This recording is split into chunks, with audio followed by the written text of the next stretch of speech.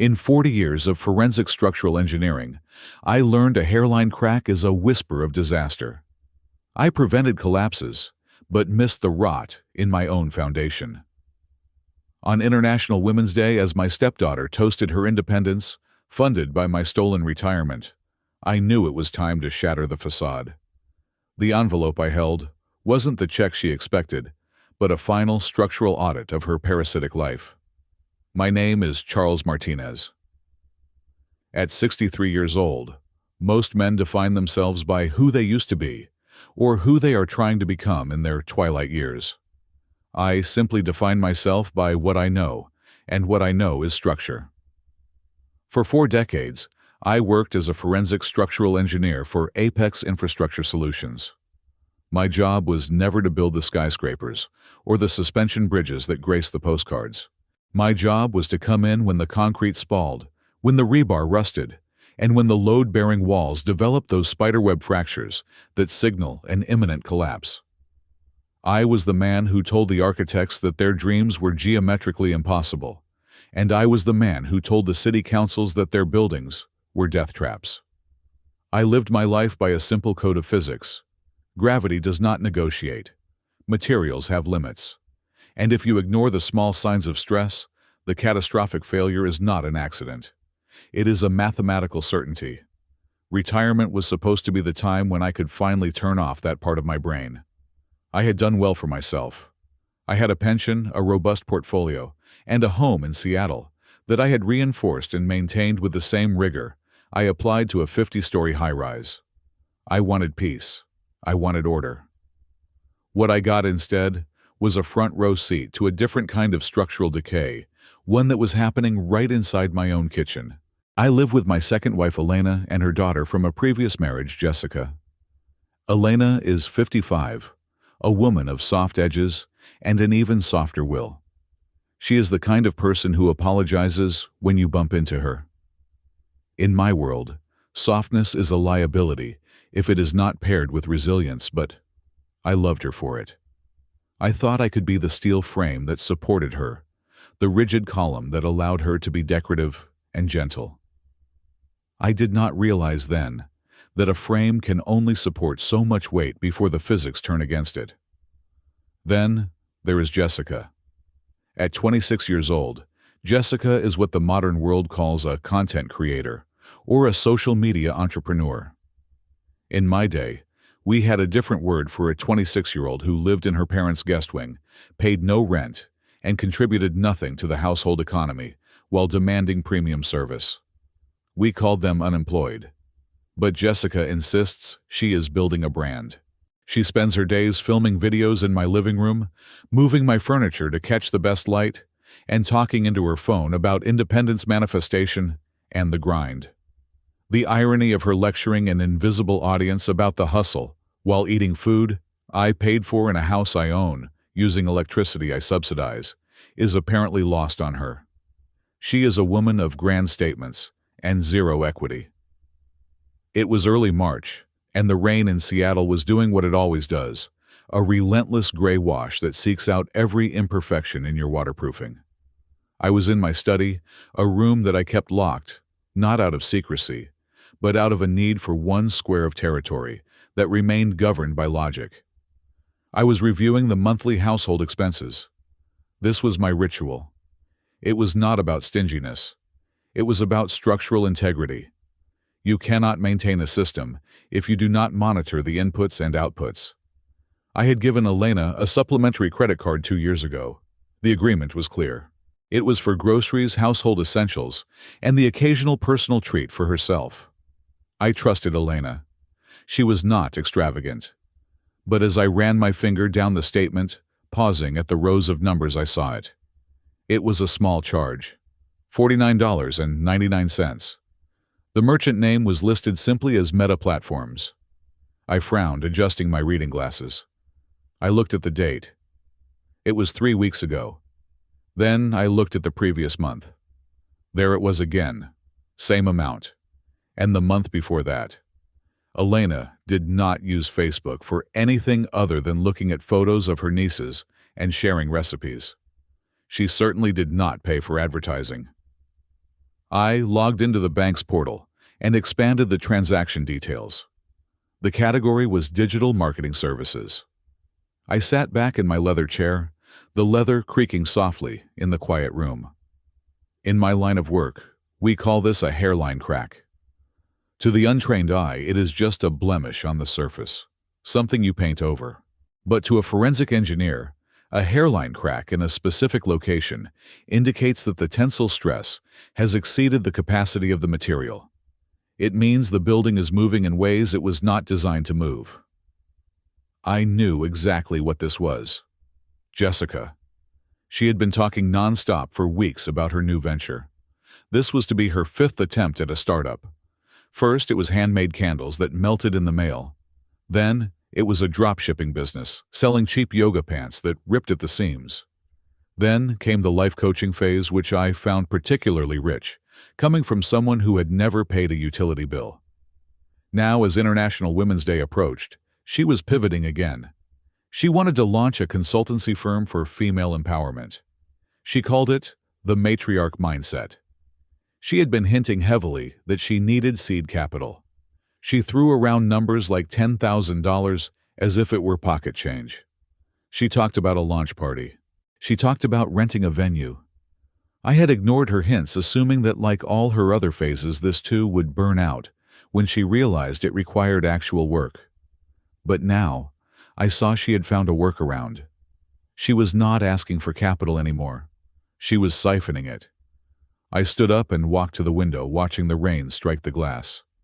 $50 a month was not a fortune. It would not bankrupt me. But that was not the point. The point was the unauthorized load. In engineering, we calculate the dead load, which is the permanent weight of the structure itself, and the live load, which is the temporary weight of people and furniture. A building is designed to carry a specific amount of both. Jessica was a dead load that believed she was the architect. She was adding weight to a beam that was never designed to carry her ambition, and she was doing it without filing the blueprints. I decided to observe.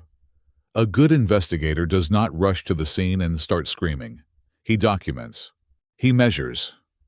He waits for the pattern to reveal itself. I went downstairs for dinner.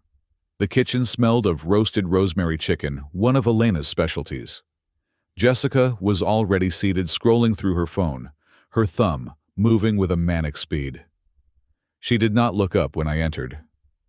"Hello, Charles," Elena said, offering me a nervous smile. She looked tired. There were lines around her eyes that seemed deeper than usual. She was stirring a salad, but her movements were jerky, anxious. She knew. I sat at the head of the table. "Good evening," I said. Jessica finally looked up. She offered a tight, performative smile. "Hey, Charles, you look serious today. Everything okay with your retirement hobbies?" I unfolded my napkin.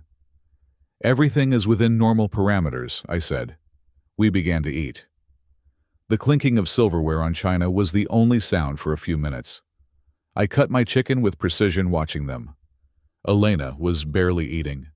She pushed the lettuce around her plate. Jessica, on the other hand, was eating quickly, as if she had somewhere to be, although I knew for a fact she had nowhere to be. So Jessica said, clearing her throat, "Mom and I were talking about the 8th of March. I continued chewing, swallowing before I spoke. "Is that so?" "Yeah. It is a big day. A huge day for my brand. I have been getting a lot of traction online. People are really responding to my message." "And what message is that?" I asked. Jessica rolled her eyes, a gesture she had perfected at 13 and never outgrew. "About autonomy. About how women need to seize their narrative. It is about breaking free from the systems that hold us back." I took a sip of water. "Interesting," I said. "Does this breaking free involve paying for your own advertising?" The table went silent. It was a small probe, a stress test. Jessica blinked, her face flushing slightly. Elena dropped her fork. It clattered loudly against the porcelain. "What do you mean?" Jessica asked, her voice raising a pitch. "I mean that true independence usually requires financial sovereignty," I said calmly. I was just wondering how your business model accounts for operational costs. Jessica let out a sharp, dismissive laugh. You sound so archaic, Charles. This is the modern economy. You have to spend money to make money. It is about investment. Besides, men have had a head start for centuries. I think it is only fair that men of means support the women in their lives who are trying to correct the balance. It is not charity. It is reparations. I looked at her. She was serious. She truly believed that my money earned through 40 years of crawling into unstable basements and writing thousands of pages of technical reports was somehow her birthright because of a socio-political narrative she had read on Instagram. I felt a coldness settle in my chest. It was the same feeling I got when I looked at a support column and saw the rebar exposed to the air. The corrosion had started. I did not mention the credit card charge. Not yet. I wanted to see how far the crack extended. That is an interesting theory, I said. Elena jumped in, her voice shrill. Let us not talk about politics at dinner. Please. Charles, the chicken is good, isn't it? It is excellent, Elena, I said. The rest of the dinner passed in a suffocating silence. Jessica finished her meal and pushed her chair back. I have a Zoom call with a potential partner, she announced. Big things are happening. She stomped up the stairs. I stayed at the table finishing my water. Elena began to clear the dishes. Her hands were shaking slightly. I am going to take the trash out, she said, avoiding my eyes. I nodded. I waited 5 seconds. Then I stood up and moved silently to the hallway. From the shadows of the living room, I had a clear line of sight to the staircase. Elena did not go to the trash can. She went to the bottom of the stairs. Jessica was waiting there, halfway up, out of sight from the dining room, but visible from my angle. Did you ask him? Jessica hissed.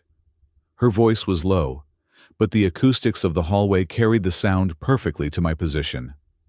I couldn't, Jess, Elena whispered. You saw him. He is in a mood. I need it, Mom.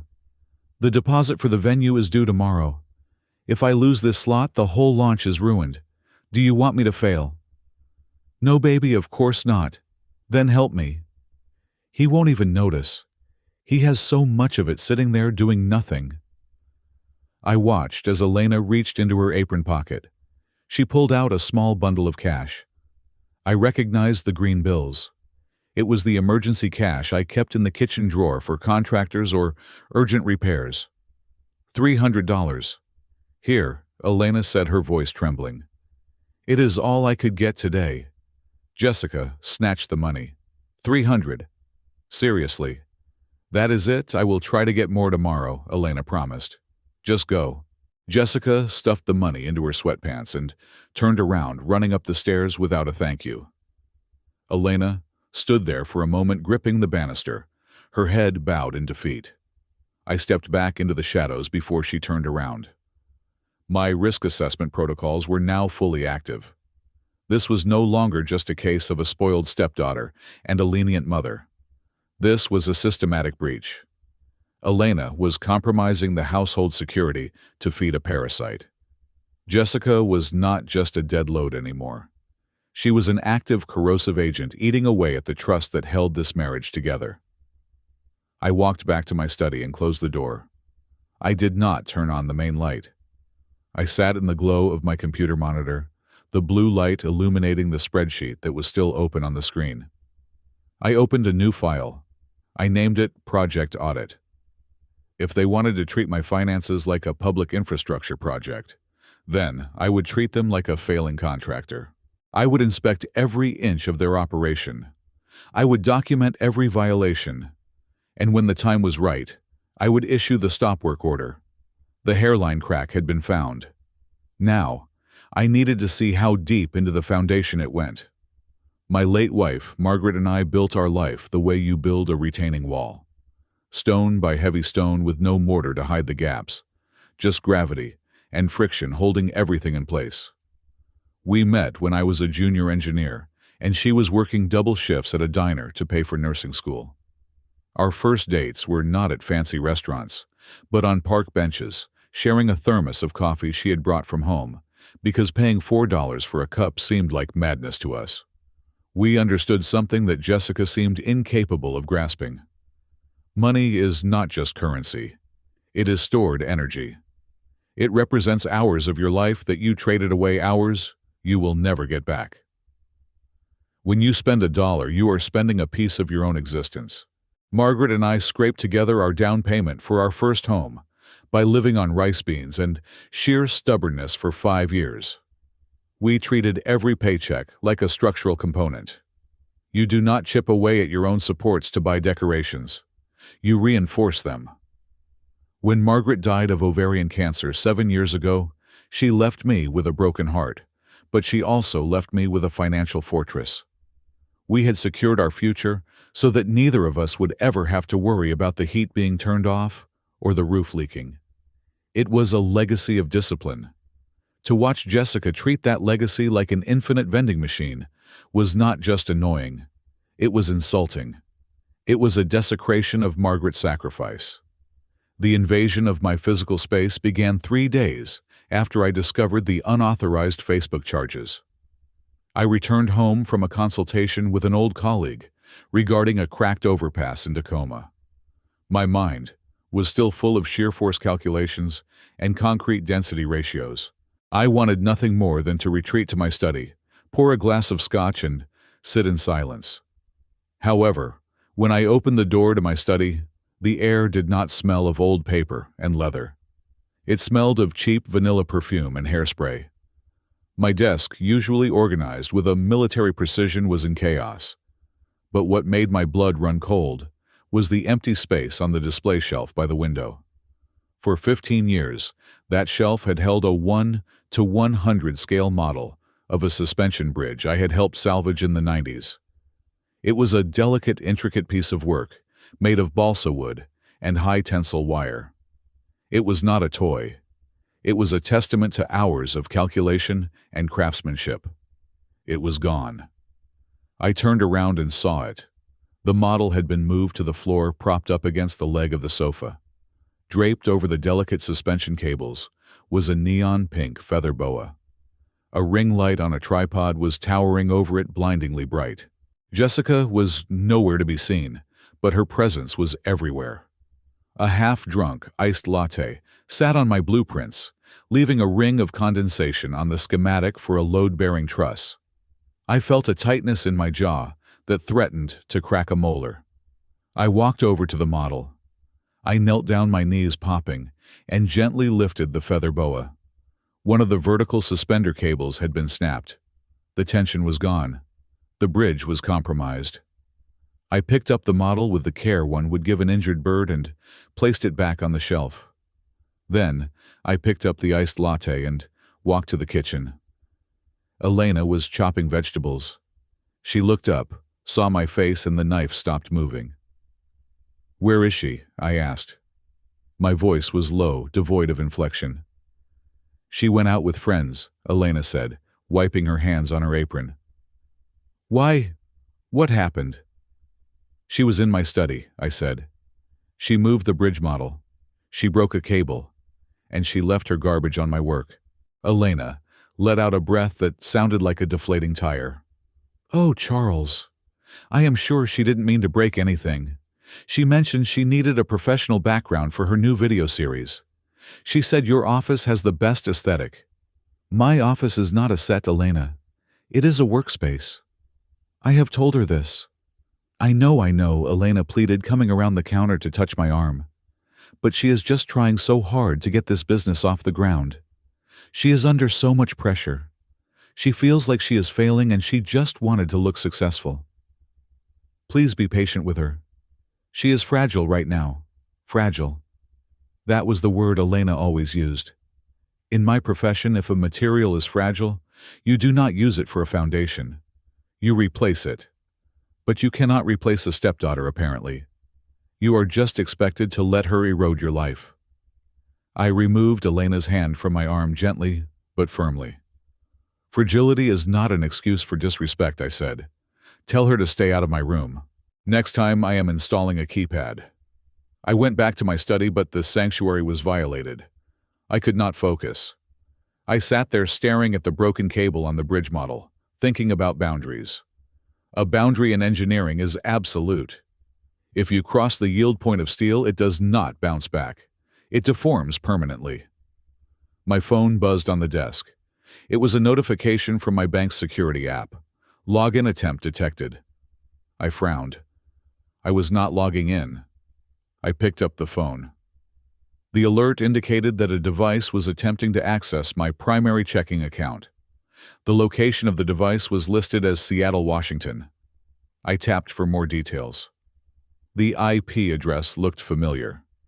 I swiveled my chair around to my computer and pulled up the network administration panel for our home router.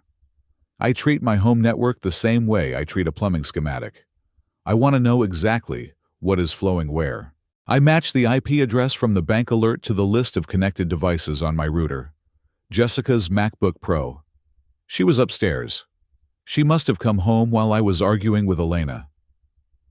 I watched the real-time traffic logs. Most people would just see a stream of nonsense data, but I saw a pattern. There was a repetitive rapid-fire sequence of requests hitting the bank's login portal. She was not guessing my password manually. She was running a script. It was a brute force attack, likely some low-level software she had downloaded from a hacker forum or bought on the dark web. It was clumsy, loud, and incredibly stupid. My passwords were alphanumeric strings of 20 characters generated by an algorithm. She had a better chance of winning the lottery than cracking my account with a laptop script. But the intent was the smoking gun. My finger hovered over the block device button. I could cut her off from the internet instantly. I could march upstairs, laptop in hand, and throw her out of the house tonight. But then I stopped. If I blocked her now, she would know I was watching. She would claim it was a virus or a mistake or that she was hacked. Elena would believe her. Elena would say I was being paranoid, that Jessica would never steal from us. No. In forensic engineering, you do not patch the crack until you find the source of the stress. You install sensors. You monitor the rate of expansion. I opened a separate window and initiated a packet sniffer, a piece of software that would log every keystroke and every website request coming from her IP address. I set up a passive monitoring system. I was not going to stop her. I was going to let her dig the hole. I wanted to see exactly how deep she was willing to go. I watched the screen for another hour. The script failed, timed out, and eventually stopped. Then the traffic shifted. She went to a luxury car dealership website. Then, a travel agency specializing in European tours. She was shopping with money she had not yet managed to steal. The audacity was breathtaking. It was almost structurally impressive in a grotesque way. 2 days later, the tension in the house shifted from the silent simmering to an open boil. We were in the living room. I was reading a journal on seismic retrofitting. Jessica was pacing back and forth, her phone in hand, talking loudly to someone about brand alignment. She hung up and turned to me, her face flushed with a mixture of entitlement and aggression. "Charles, we need to talk," she said. I turned a page. "I am listening." "My car is a disaster," she said. I pulled up to a meeting today with a potential investor and my Honda made this screeching noise. It was humiliating. How am I supposed to project success when I am driving a 10-year-old compact? I did not look up. That Honda has a 5-star safety rating and runs perfectly if you change the oil, which I reminded you to do 3 months ago. "It is not about safety," she snapped. "It is about image." "You do not understand.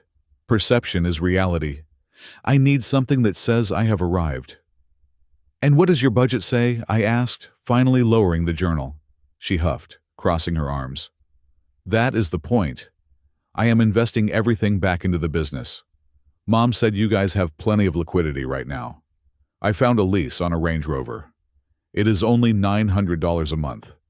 If you co-sign and put down the deposit, I can handle the rest once the launch happens." I stared at her. $900 a month. That was more than my first mortgage. "No," I said. "Just no." She looked like I had slapped her. "You have a functioning vehicle. If you want a luxury car, earn the luxury income. I am not financing your vanity." Her face twisted. "It is not vanity. It is business. God, you are so stingy. You sit on this pile of money like a dragon watching us struggle. What are you saving it for? You are old. You can't take it with you."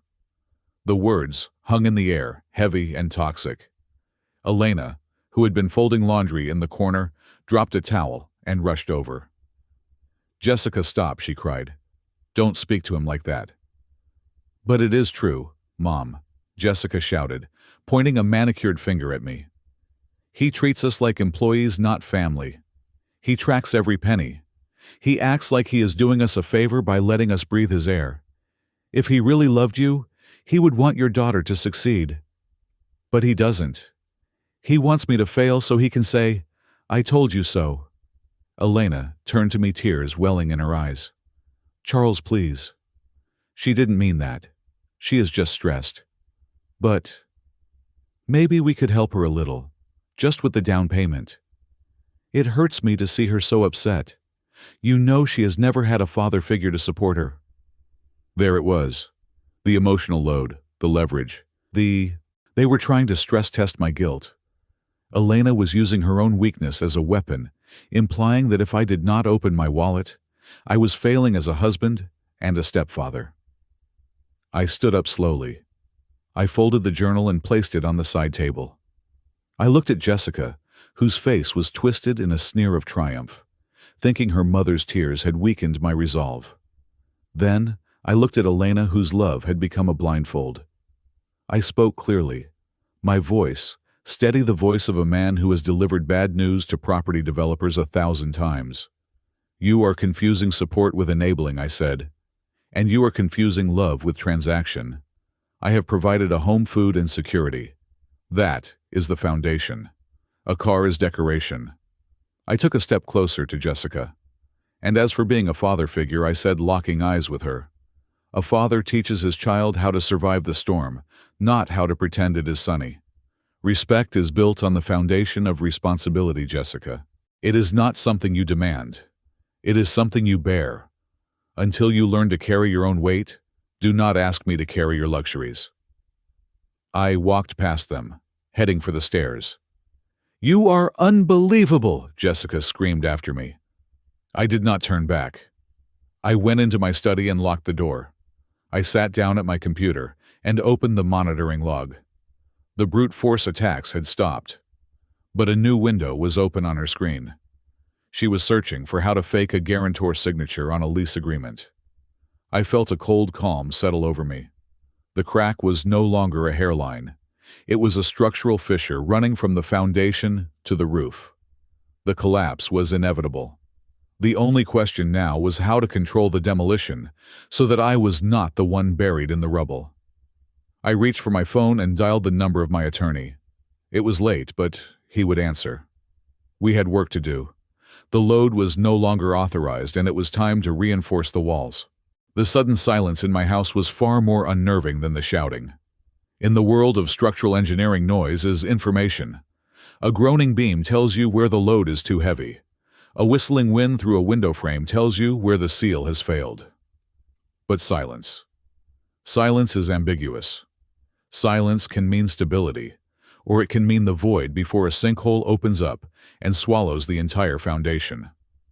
After the explosion regarding the Range Rover, I expected a Cold War. I expected slammed doors, sullen glares, and the aggressive silent treatment that Jessica had perfected during her teenage years. Instead, the tactics shifted overnight. The aggression evaporated, replaced by a performance of domestic bliss that was so synthetic it made my teeth ache. Jessica started waking up before noon. She began making coffee in the mornings, the aroma wafting up to my study. She emptied the dishwasher without being asked. She even started calling me Dad. The word coming from her mouth felt like a burr against my skin. It was wrong. It lacked the necessary friction of truth. It was a lubricant applied to reduce resistance before she tried to insert a new screw. "Hey, Dad," she said one Tuesday morning, placing a mug of black coffee on my desk. "I made it just the way you like. French press. 4-minute steep time. I looked at the mug, then at her. She was wearing a modest sweater, her hair tied back. She looked like the daughter she had never actually been. "Thank you, Jessica," I said, keeping my hands on my keyboard. "I was just thinking," she continued, lingering in the doorway. "You were right about the car. It was too much. I need to focus on building my assets first. Like you did with Mom." I took a sip of the coffee. It was decent. That made me suspicious. "I am glad you see it that way," I replied. "I have been doing a lot of research," she said, her eyes gleaming with a manic intensity that she was trying to mask as enthusiasm. "I found this incredible opportunity. It is not a startup. It is decentralized finance. There is this new coin launching next week. It is called LunarX. The projections are insane. If we get in at the pre-sale floor, we could see a return of 3,000% in the first month." I set the mug down slowly. "Cryptocurrency," I said flatly. "It is the future, Dad." She stepped into the room, invading my perimeter. "The fiat system is collapsing. This is how we secure generational wealth. I do not need a handout. I just need a partner. If you put in, say, $50,000 within 6 months, that could be $1 million. We could pay off the house. We could travel." I turned my chair to face her fully. "Jessica," I said, "do you know what a Ponzi scheme is?" She sighed, a crack appearing in her facade. "It is not a Ponzi scheme. It is blockchain. It is a greater fool theory," I corrected. "You buy something with no intrinsic value, hoping to sell it to a greater fool for a higher price. In engineering, we call that building a castle on a cloud. There is no foundation. There is no steel. There is just vapor and hope. And gravity always wins against hope." "But the white paper," she started. "I do not care about the white paper," I cut in. "I care about tangible assets. I care about things I can touch, things that generate revenue, not speculation. I worked for 40 years to accumulate my capital. I did not do that by betting on digital lottery tickets. The answer is no." Her smile faltered, twitching at the corners, like a seismograph picking up a tremor. "You are missing out," she said, her voice tight. "You are so stuck in the past. Physics does not expire, Jessica," I said. "And neither does common sense." She turned and walked out, her footsteps heavy. The performance was slipping. The paint was peeling off the rust. 2 days later, the real breach occurred. I keep a small fireproof safe in the closet of my study. It is bolted to the floor studs. Inside, I keep the deed to the house, our passports, birth certificates, and my tax returns for the last 7 years. It is not Fort Knox, but it is secure enough for a private residence. The combination is a 6-digit sequence based on the coordinates of the first bridge I ever certified. Only Elena knew it. I had given it to her years ago in case something happened to me. I went to the safe to retrieve a document for my accountant. As soon as I spun the dial and opened the heavy steel door, I knew something was wrong. In my profession, you develop an eye for alignment. If a beam is off by a fraction of a degree, I see it. If a stack of papers is 3 millimeters shorter than it was last month, I notice. I reached in and pulled out the file labeled taxes. It felt light. I opened it. The returns for the last 3 years were missing. My heart did not race. It slowed down. This was the cold, physiological response to confirmed danger. I checked the other folders. My Social Security card was there, but it had been moved. It was sitting on top of the passport, not behind it, where I always kept it. Someone had opened the safe. Someone had removed my financial identity, likely taken it to another room, photographed it, and then put most of it back. But they had forgotten to return the recent tax filings. I stood up, the empty folder in my hand. Elena knew the combination. Jessica did not. But Elena was weak. If Jessica had pressed her, if Jessica had used that same manipulative urgency she used for the car. "Mom, I need it for a background check for the business. Mom, I need it to prove residency. Mom, just open the door." I could hear the conversation in my head as clearly as if I had recorded it. I walked out of my study and down the hall to Jessica's room. She was gone for the afternoon, supposedly meeting another investor. The door was closed. I did not knock. I turned the handle. Locked. I went to the garage, retrieved a thin shim tool I used for inspecting door jambs, and popped the lock in 4 seconds. Her room was a disaster zone of clothes, makeup, and ring lights. I did not care about the mess. I went straight to her desk. I opened the top drawer. Nothing but receipts and gum. I checked the bottom drawer.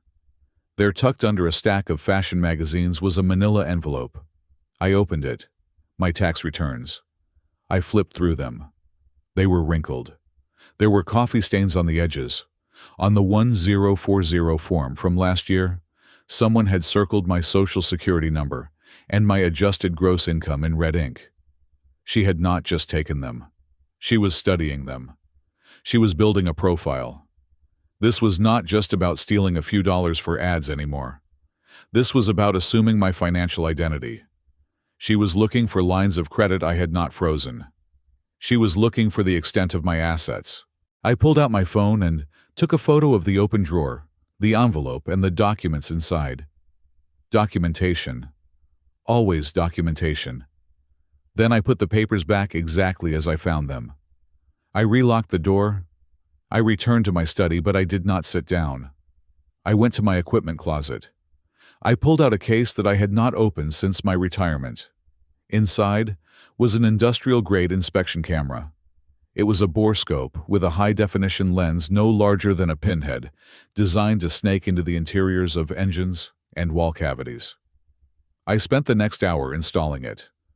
I drilled a microscopic hole in the spine of a thick, structural engineering textbook on the shelf facing my desk.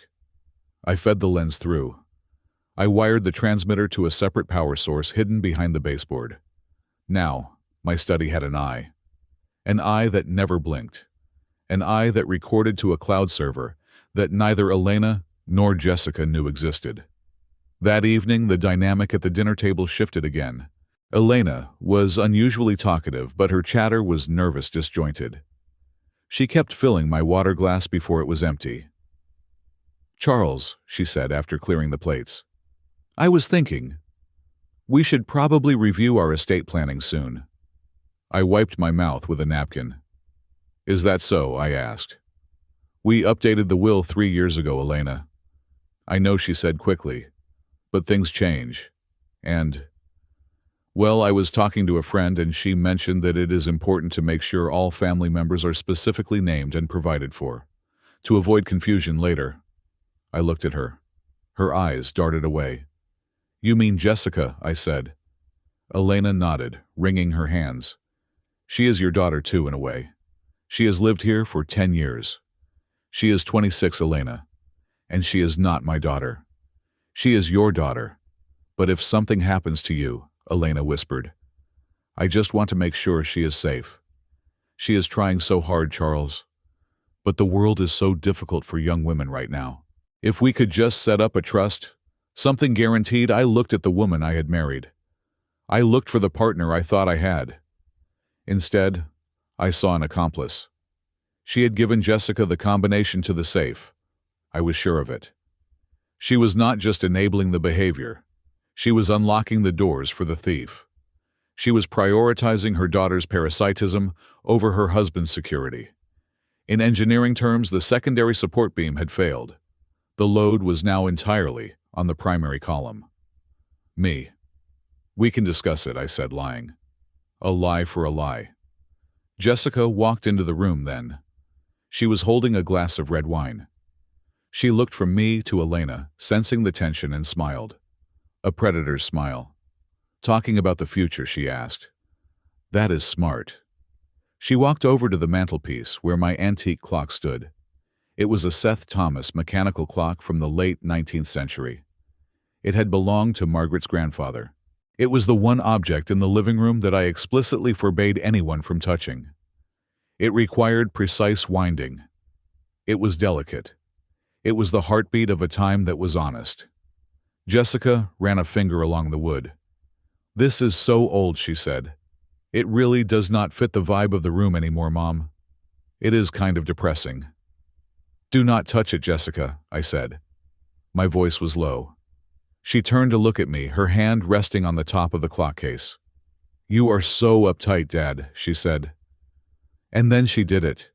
It was subtle, a slight shift of her hip, a nudge of her elbow. But I saw it. I saw the deliberate transfer of force. The clock tipped. Time seemed to slow down. I watched the heavy wooden case tilt past its center of gravity. I watched it fall. It hit the hardwood floor with a sickening crash. The glass face shattered. The pendulum snapped off with a metallic twang. The intricate gears inside groaned as they were crushed under the weight of the casing. The sound of breaking glass echoed in the silence. "Oh my God," Jessica cried out, covering her mouth with a hand that held a wine glass. "It just slipped. The floor is uneven there.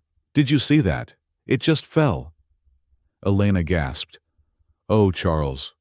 The clock. I sat frozen in my chair. I looked at the wreckage of Margaret's heritage scattered across the floor. I looked at the brass gears that would never turn again. I looked at Jessica's face. She was feigning shock, but her eyes were alert, watching me, waiting for the explosion. She wanted me to scream. She wanted me to lose control, to become the angry, abusive old man so she could play the victim. She wanted to record me shouting so she could show Elena and say, "See, he is dangerous. We need to protect ourselves. We need control of the money." The anger inside me was not a fire. Fire is wild. Fire is unpredictable. What I felt was something else. It was the cold, compressed energy of a shaped charge.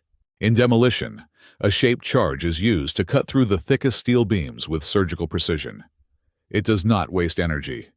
It focuses it all into a single devastating jet of plasma. I stood up slowly. I walked over to the clock. I did not yell. I did not tremble. I crouched down and picked up a piece of the curved glass. "It is just a thing," Jessica said quickly, stepping back. "We can buy a new one, a modern one." I stood up and looked at her. "You are right," I said. My voice was terrifyingly calm. "It is just a thing." I turned to Elena. "Do not clean this up. I want to document the damage for the insurance." "Charles, I am so sorry," Elena sobbed. I walked past them. I walked out of the living room, up the stairs, and into my study. I locked the door. I sat in the dark, staring at the monitor that showed the feed from the hidden camera. I was done reacting. I was done defending. They had breached the safe. They had compromised the perimeter. They had destroyed the symbols of my past. It was time to initiate the counteroffensive. I pulled a notepad toward me. I picked up a pen. I wrote one line at the top of the page: Project Controlled Demolition. The phase of observation was over. The phase of dismantling was about to begin. I would not just stop them. I would let them think they had won. I would let them walk out onto the bridge they thought they were building, and then bolt by bolt, I would remove the supports until gravity did the rest. I picked up the phone and dialed my lawyer's private number. "It is time," I said when he answered. "Prepare the paperwork for the trust, but not the kind they are asking for." I hung up. Downstairs, I could hear Elena sweeping up the glass. The sound was rhythmically scratching against the floor. It sounded like a countdown. The investigation began, not with a shout, but with a quiet phone call made from the secure line in my study. I contacted Robert, my attorney of 20 years, and requested a meeting. But legal counsel was only the first strut in the shoring structure I was building. I needed a specialist. I reached out to David Miller. Miller was a former systems analyst for Apex Infrastructure Solutions. In the old days, he was the man who found the ghosts in the machine, the microscopic discrepancies in digital stress tests that predicted catastrophic hardware failures. He had since pivoted to cybersecurity. Miller did not care about feelings. He cared about data packets and authentication protocols. I met them in a rented conference room downtown, far away from the prying eyes of my household. I laid out the situation with the brevity of an incident report. I told them about the brute force attempts. I told them about the missing tax returns. I told them about the unauthorized Facebook charges. Miller opened his laptop. He did not ask why my stepdaughter was stealing from me. He simply asked for permission to run a credit sweep. It took him less than 10 minutes to find the corrosion. "Well," Charles Miller said, turning the screen toward me, "it is worse than a few ads." I put on my glasses. The screen displayed a credit report generated that morning. There were 3 new credit cards listed under my name. They were authorized user accounts linked to my primary credit history, but issued with cards bearing the name Jessica Vance. "Authorized user," I said, my voice flat. "How? She has your social security number," Miller replied. "And she has your date of birth. Most credit card companies allow you to add an authorized user online without a signature if you have the primary account holder's verification data. She likely used the same brute force script to guess the security questions, or perhaps..." He paused. "Or perhaps she had help from someone who knows your mother's maiden name." I thought of Elena. The betrayal felt like a cold draft in a sealed room. I looked at the balances. The numbers were staggering. In just 8 weeks, the outstanding debt across the 3 cards totaled nearly $15,000. I scrolled through the itemized statements. It was a catalog of vanity. There were charges for high-end boutiques in Bellevue. There were bills for a luxury medical spa totaling $2,000 for treatments listed as cryotherapy and contouring. There were charges for flights to Los Angeles and hotel stays in Santa Monica. "She called these market research trips," I murmured. Miller clicked a few keys. "I am also seeing a pattern with the physical mail, Charles. These cards have been active for 2 months. You should have received physical statements, welcome packets, and PIN numbers." "I have received nothing," I said. "That is because the correspondence is being intercepted," Miller said. I drove home that afternoon with a new understanding of the logistics of my enemy. I parked down the street just out of sight of my own driveway and waited. It was 2 o'clock. The mail carrier usually arrived between 2:15 and 2:30. At 2:20, the white truck pulled up. Before the carrier could even step out, Jessica appeared. She was not in her usual loungewear. She was dressed waiting by the curb. She smiled at the mailman, a young guy likely new to the route. She handed him a bottle of water and chatted with him for a moment, laughing, touching her hair. It was a performance.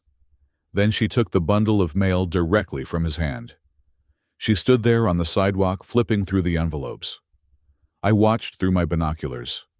She pulled 3 envelopes from the stack, unmistakable bank stationery, and slid them into the waistband of her yoga pants. The rest, the junk mail and the utility bills, she carried into the house. It was a physical blockade. She had compromised the communication lines. That night, I sat at my desk with the digital copies of the statements Miller had extracted. I pulled up a calendar. I began to cross-reference the dates of the charges with Elena's schedule. In forensic engineering, we use stress-strain diagrams to understand how a material behaves under load. We look for the yield point, the moment where the material stops being elastic and starts to permanently deform. I looked at a charge for $500 at a sushi restaurant in downtown Seattle. The date was February 12th. On February 12th, Elena had told me she was volunteering at the food bank. She had left the house at 10 in the morning and returned at 6. I looked at another charge, a weekend stay at a resort in Whistler, $1,200. The date was January 15th. On January 15th, Elena had told me she was visiting her sister in Portland, who was recovering from surgery. I overlaid the data points. The correlation was 100%. Every major unauthorized expenditure coincided perfectly with the time Elena claimed to be doing charity work or family care. She was not just looking the other way. She was there. She was eating the sushi. She was staying at the resort. She was watching her daughter swipe a card with my name on it, and she was saying nothing. Elena was the rust inside the concrete. She looked solid from the outside, but inside, she had lost all structural integrity. She was bonding with her daughter over the theft of my labor. I felt a wave of nausea, but I suppressed it. Emotion is noise. Data is truth. I called Miller again the next morning. "Dig deeper," I said. "If she has this much confidence, she is planning something bigger. You do not reinforce a foundation unless you plan to build a skyscraper." 2 hours later, Miller sent me a secure file. Subject browser history, downloaded forms. I opened it. The file contained screenshots of Jessica's recent internet activity. She had been visiting the website of a subprime mortgage lender. But it was the downloaded PDF that made me stop breathing for a second. It was a home equity line of credit application. A HELOC. She had filled it out electronically. The loan amount requested was $250,000. In the section for purpose of loan, she had typed commercial lease renovation, media studio. And at the bottom of the document in the signature box there was a digital signature. It read, Charles Martinez. It was a clumsy forgery, likely traced from one of the tax documents she had stolen, but to a predatory lender who just wanted to sell debt, it might have been enough. She was not just trying to steal $15,000 for clothes. She was trying to leverage the equity of my home, the home I had paid off 15 years ago, the home that was my primary asset to fund a fantasy. She was going to put a lien on my shelter. I printed the document. I placed it in a folder. My hands were steady, but my mind was calculating the shearing force required to sever a connection permanently. I needed to know if she had sent it yet. Miller confirmed that there was no record of an outgoing transmission with that file size in the packet logs. She was still preparing. She was likely waiting for the right moment, or perhaps she needed one more piece of information like a notary stamp. I decided to accelerate the timeline. In engineering, when you need to know if a beam can hold, you perform a load test. You deliberately apply weight to see if the structure holds or buckles. I needed to see if Jessica's arrogance had a ceiling. I went downstairs. It was evening. Jessica and Elena were in the living room watching a reality show about real estate tycoons. The irony was palpable. I walked in and sat in my armchair. I did not scowl. I did not hide behind a newspaper. I looked at Jessica and offered a small, tired smile. You know, I said, breaking the silence. I have been thinking about what you said the other day. About the crypto. Jessica muted the TV instantly. Her eyes lit up like halogen bulbs. Really, I am still skeptical about the digital coins, I lied smoothly. But I have been reviewing my portfolio. The market is stagnant. You are right about one thing, Jessica. Conservative strategies are not yielding what they used to. Perhaps I have been too rigid.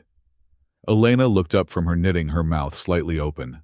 Charles, are you feeling okay? I am fine, Elena. I am just reflecting. A man reaches a certain age and he wonders if he has been too cautious. I turned my gaze to Jessica. She was leaning forward, predatory and eager. I see how hard you are working, I said. The videos, the branding. It is not my world, but I respect the hustle. Maybe I have been looking at it wrong. Maybe you are onto something, Jessica beamed. I knew you would get it eventually, Dad. It is about the new economy. Content is the new oil. If you have the platform, you have the power. Exactly, I said. I want to see you succeed. If you are going to do this, you should do it right. No half measures. She nodded vigorously. That is what I keep telling Mom. I need infrastructure. I need a real space. Filming in the living room is amateur hour. I need a studio. A studio, I repeated, testing the weight. That sounds expensive. It is an investment, she corrected quickly. If I had a proper facility, I could triple my output. I could hire editors. I could scale. The ROI, return on investment, would be massive. I am talking 200% in the first year, easily. 200%, I said. That is impressive. I could pay you back for everything, she said, her voice dripping with false sincerity. The car, the food, everything. I want to take care of you guys. I want to retire you, Dad. I looked at this girl who had never worked a 40-hour week in her life, sitting there telling me she was going to retire me, using money she planned to steal from my own house. The delusion was absolute. The corrosion had eaten through the rebar entirely. There was no steel left, only rust holding the shape of a bar. I am proud of your ambition, I said. Let us talk more about this after the party on the 8th. If the launch goes well, maybe we can look at some serious capital injection. You mean it? she asked. I mean it, I said. She squealed and clapped her hands. Elena smiled, a look of immense relief washing over her face. She thought peace had been restored. She did not realize I was simply clearing the blast radius. That night, Jessica did not send the HELOC application. Why risk fraud when the old man was about to hand over the check voluntarily? My load test was successful. I had bought myself time. The next morning at 9 o'clock sharp, I walked into the main branch of my bank. I did not go to the teller. I went to the office of the senior branch manager, a woman I had known for 10 years. Charles, she said, shaking my hand. Good to see you. What can we do for you? I need to restructure, I said. I sat down and laid out the paperwork Robert had prepared. It was a complex instrument.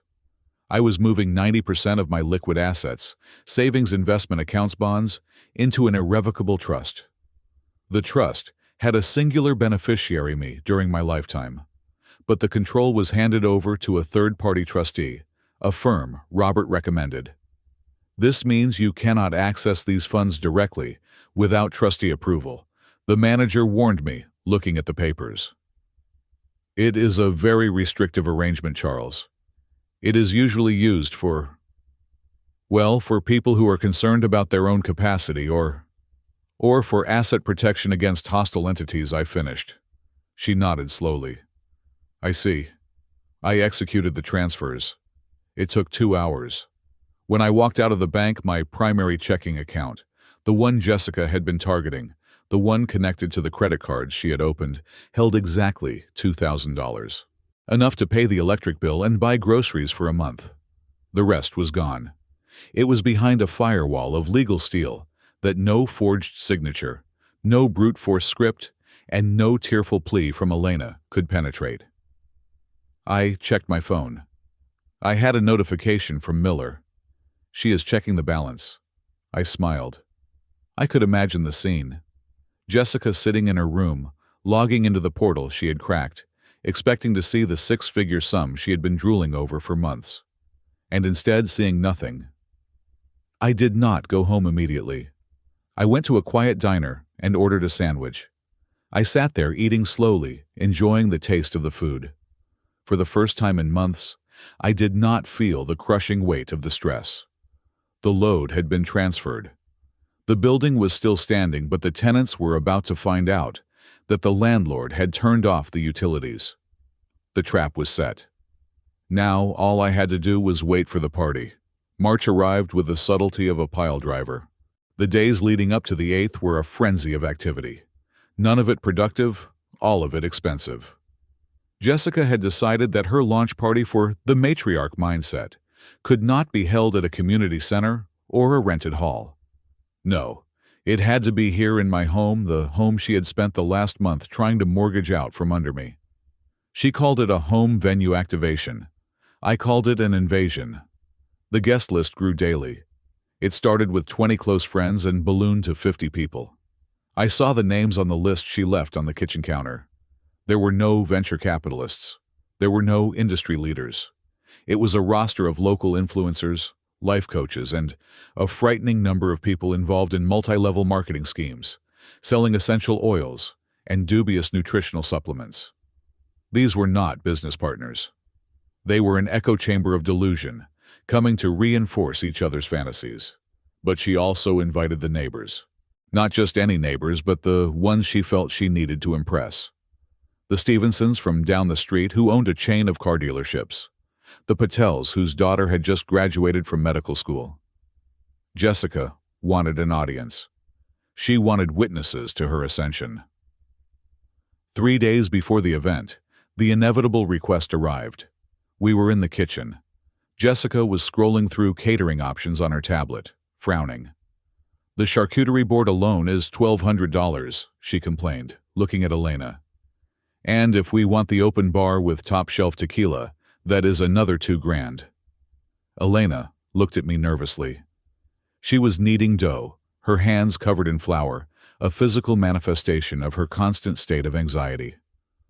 Charles, she said softly, about the party. I looked up from my coffee. Yes, Jessica wants everything to be perfect. It is her big debut, but the costs are, well, they are adding up a bit more than we expected. Jessica put the tablet down and looked at me with that new, practiced sweetness she had adopted since my fake promise of investment. "Dad," she said, "I know we talked about the big capital injection later, but for the launch itself, I mean, you want the brand to look premium, right? If we serve cheap wine and cheese cubes, people will think the business is low tier. Perception is reality." I took a slow sip of coffee. "How much?" I asked. Jessica hesitated, calculating. 5,000, she said. "That covers the catering, the decor, the DJ, and the gift bags. $5,000. That is it. $5,000. For a party celebrating her independence." The irony was so thick you could pour it over concrete to cure it. Elena wiped her hands on a towel. "Just this once, Charles, please, to let her shine. She has worked so hard on the planning. It would mean the world to her. And to me." I looked at them. The mother desperate to buy peace. The daughter desperate to buy status. They were a perfect dysfunctional unit, bonded by the belief that I was an endless resource to be mined. I set my mug down. "Done," I said. They both froze. Jessica's eyes went wide. "Really, yes," I said. "I will cover the 5,000. In fact, I will handle the payments directly with the vendors. You just give me the invoices." "I want you to focus on your speech," Jessica squealed, and actually clapped her hands. "Oh my God, thank you. You are the best. I knew you believed in me." She ran over and gave me a side hug, her perfume cloying and sweet. Elena beamed, tears of relief welling in her eyes. "See," she mouthed to me. "Thank you."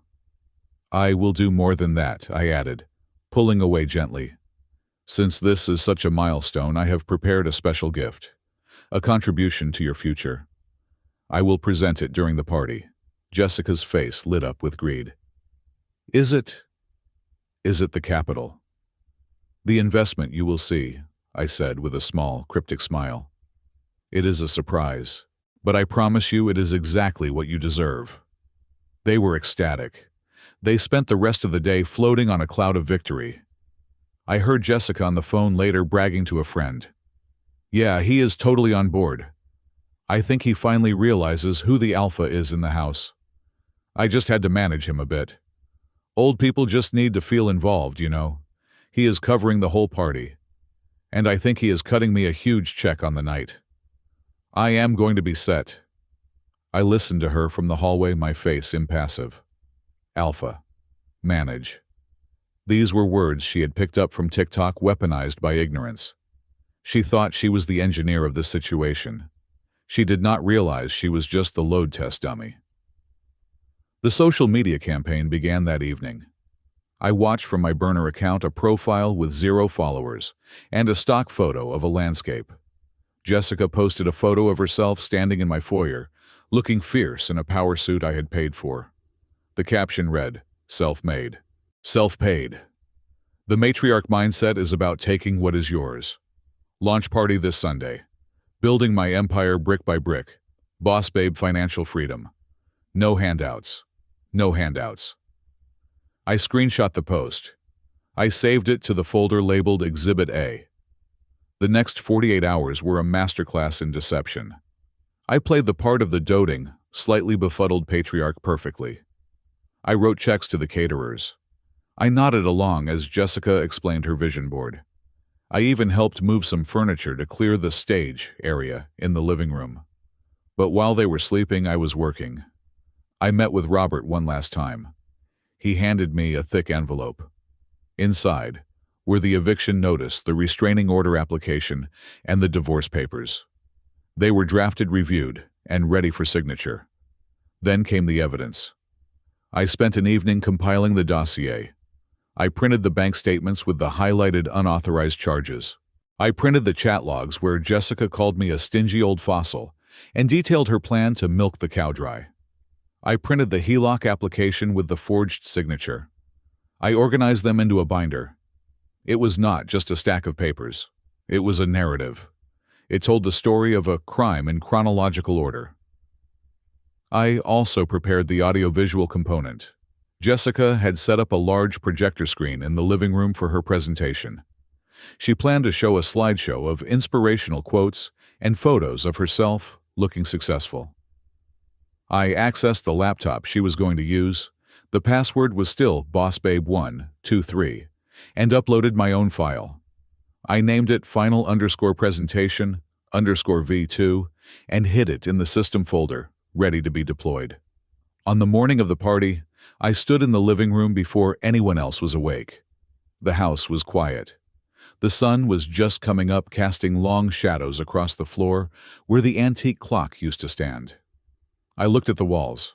I had bought this house 15 years ago. I had reinforced the foundation myself. I had personally inspected the roof trusses. It was a good structure. It deserved better occupants. I felt a pang of sadness, sharp and brief. This was the last time I would stand here as a husband. By tonight I would be a plaintiff.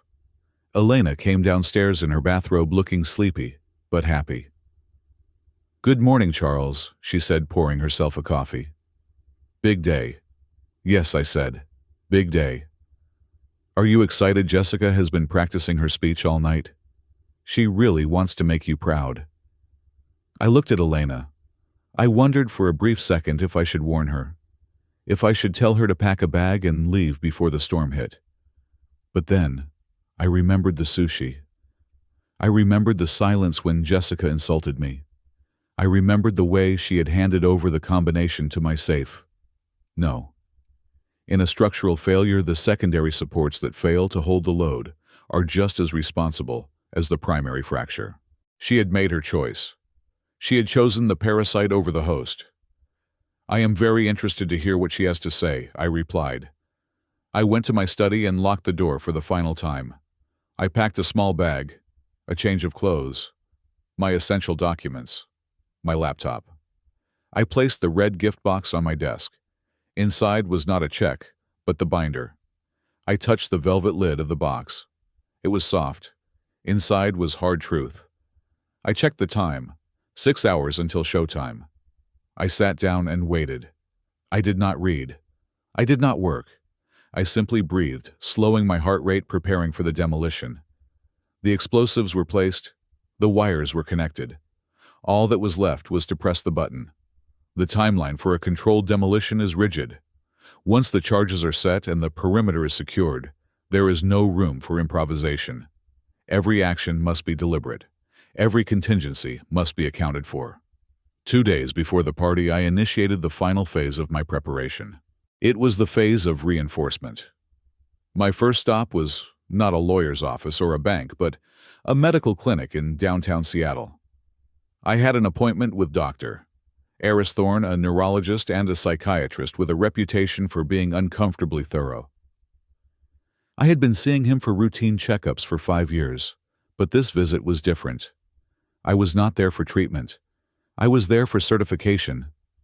I sat on the paper-covered exam table, my posture straight. Dr. Thorne looked at his clipboard, then at me. "You are asking for a full competency evaluation, Charles?" he asked, raising an eyebrow. "You seem perfectly lucid to me." "I am," I replied.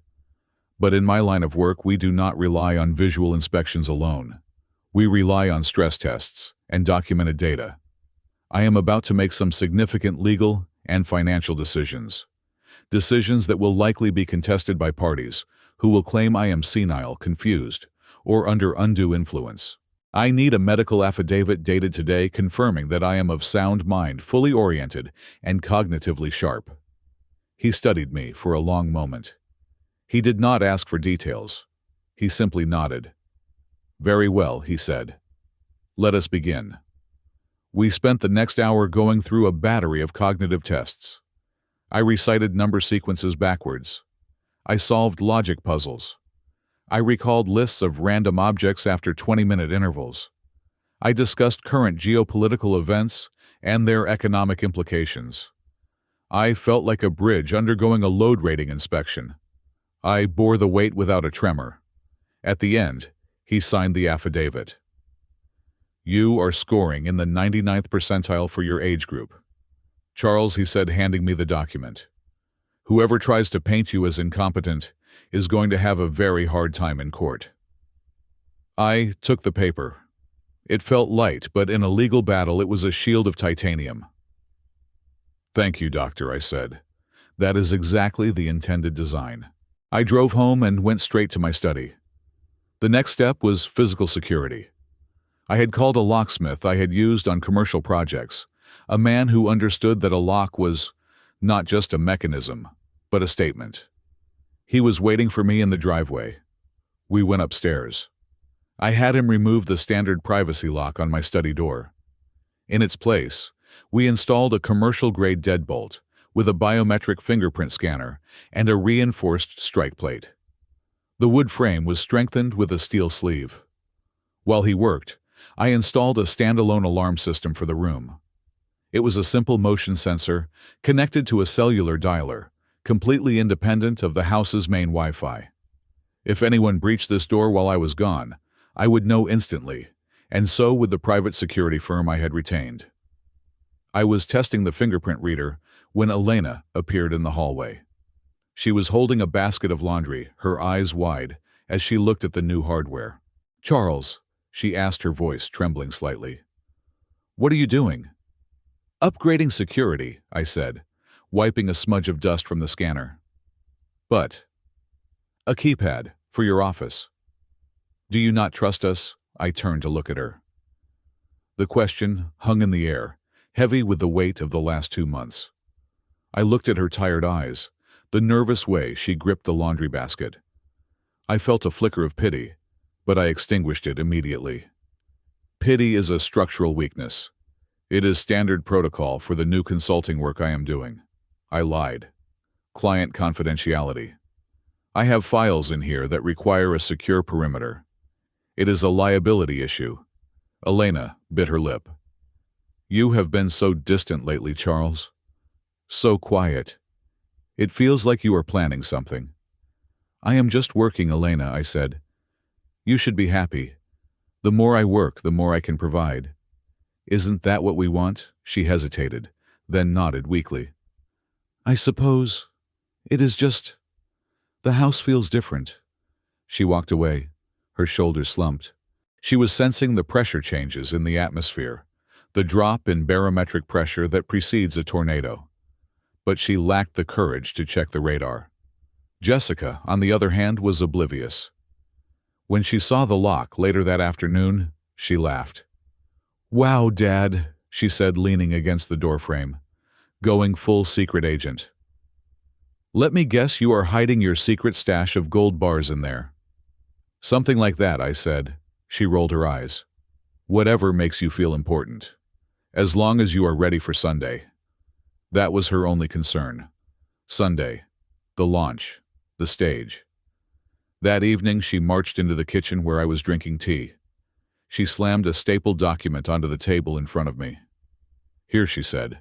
"The run of show." I picked it up. It was a script. A literal script for the party. She had broken down the evening into 15-minute increments. 7 o'clock cocktails. 7:30 networking. 8 o'clock the speech. I flipped to the page marked Charles's Introduction. "I need you to stick to this," she said, pointing at the highlighted text. "Do not ad-lib. I have a specific brand voice I am trying to cultivate, and I do not want you wandering off into boring stories about concrete or whatever." I read the words she had written for me. I have watched Jessica grow into a powerhouse of a woman. Her independence is her greatest asset. She built this business from the ground up, with nothing but her own grit and vision. I am just a spectator to her brilliance. The audacity was breathtaking. It was a structural impossibility. She was asking me to look at a building that was actively burning down and tell the world it was fireproof. She wanted me to validate a lie. In the industry, when you paint over a rotting beam to hide the decay, we have a term for it. We call it criminal negligence. If a building collapses because you hid the damage, you go to prison. Jessica wanted me to paint over her entire life. I looked up at her. She was watching me, expecting resistance. "This is very Complimentary, I said. It is the truth, she said without a hint of irony. I mean, basically. You are proud of me, right? I folded the paper and placed it in my breast pocket. I will memorize it, I said. She smiled, a sharp, satisfied expression. Good. And wear the navy suit. The gray one makes you look washed out. She turned and left the room, tapping away on her phone. She thought she had won. She thought I was a subdued variable in her equation. She did not realize that by handing me that script, she had given me the final piece of evidence I needed to prove her delusion was not just a quirk, but a pathology. The next morning, the day before the party, the final trap was sprung. I was in my study, the door locked, reviewing the logs from the packet sniffer. At 10 o'clock in the morning, a notification popped up on my screen. Outgoing transaction request. I opened the bank portal. A charge was pending on the credit card Jessica had opened in my name, the one she thought was still a secret. It was for a travel agency specializing in luxury European excursions. The itinerary was attached to the transaction details. A 10-day tour of Italy and France starting next week. First-class flights, 5-star hotels, private guides. The total amount was $4,500. My finger hovered over the decline button. It would be the natural reaction. Stop the theft. Save the money. But I pulled my hand back. If I stopped it now, it was just attempted fraud. It was a messy family dispute.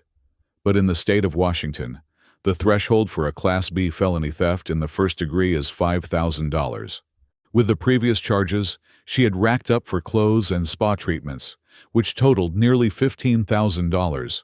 This new charge would push the single transaction evidence into a category that no defense attorney could plea bargain down to a misdemeanor. I needed the number to be high. I needed the weight of the evidence to be crushing. I looked at the screen. I thought about the money. $4,500. It was a significant sum. It was weeks of work in my younger years, but compared to the freedom I was buying, it was a bargain. I clicked Approve. The screen refreshed. Transaction authorized. Somewhere in the house, Jessica was probably cheering. She had her trip. She had her escape. She had successfully looted the treasury one last time. I sat back in my chair and exhaled. The legal architecture was now complete.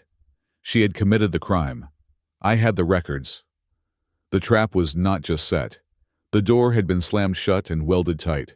I spent the rest of the afternoon packing. I did not pack for a vacation. I packed for an extraction. I took a small suitcase from the back of the closet. Into it went 3 days of clothes, my toiletries, my medications. I took the hard drive containing the backup of my laptop. I took the original copies of the property deed and the new trust documents. I moved with the efficiency of a man evacuating a condemned building. I felt no nostalgia. I looked at the photos on the wall, pictures of Elena and me from happier times, and I felt a strange detachment. Those people did not exist anymore. They were occupants of a structure that had failed. When Elena came home from the grocery store laden with supplies for the party, she found me standing in the living room, looking out the window at the rain. "Charles," she called out, "can you help me with these bags?" I turned and walked to the kitchen. I took the heavy bags from her hands. "Thank you," she said, breathless. "It is going to be wonderful, isn't it? The weather forecast says the rain might stop by tomorrow evening." "That is good," I said. "Clear skies are always better for visibility." She paused, unpacking a box of expensive crackers. "You know Jessica is really nervous. She acts tough, but she really wants your approval. This party, it is her way of showing you she can make it." I looked at the crackers. I looked at the wine bottles on the counter. "She is going to show me exactly who she is, Elena," I said. "I have no doubt about that." Elena smiled, missing the subtext entirely. "I am so glad you feel that way." That night, I lay in bed next to my wife. The room was dark. I listened to the rhythm of her breathing. It was a familiar sound, one that had comforted me for years. Now it just sounded like a clock ticking down. I thought about the suitcase hidden in the trunk of my car. I thought about the binder in the red gift box. I thought about the police officer I had spoken to an hour ago confirming the time of his arrival. I was not angry anymore. Anger is a volatile emotion. It shakes the hands and clouds the judgment. I was past anger. I was in the realm of physics now. Action and reaction. Force and counterforce. Jessica had spent years chipping away at my foundation. She had drilled holes in my supports. She had overloaded my beams. She thought the structure would simply bend to her will. Tomorrow she would learn the first law of structural failure. When a load exceeds the capacity of the material, the collapse is not a negotiation. It is a fact. I closed my eyes, but I did not sleep. I lay there visualizing the sequence of events for the next day, rehearsing my lines. Not the ones Jessica had written, but the ones I had written for myself. The reinforcement was done. The walls were hardened. Let the storm come. International Women's Day arrived with a torrential downpour that battered the windows of my home. But inside, the air was conditioned, perfumed, and artificially bright. By 6 o'clock in the evening, my living room had ceased to be a living room. It had been transformed into a stage set for a production that was as expensive as it was hollow. I stood near the entrance of the kitchen, leaning against the granite island I had installed 10 years ago, observing the metamorphosis. Jessica had hired a team of decorators who had descended upon the house at noon.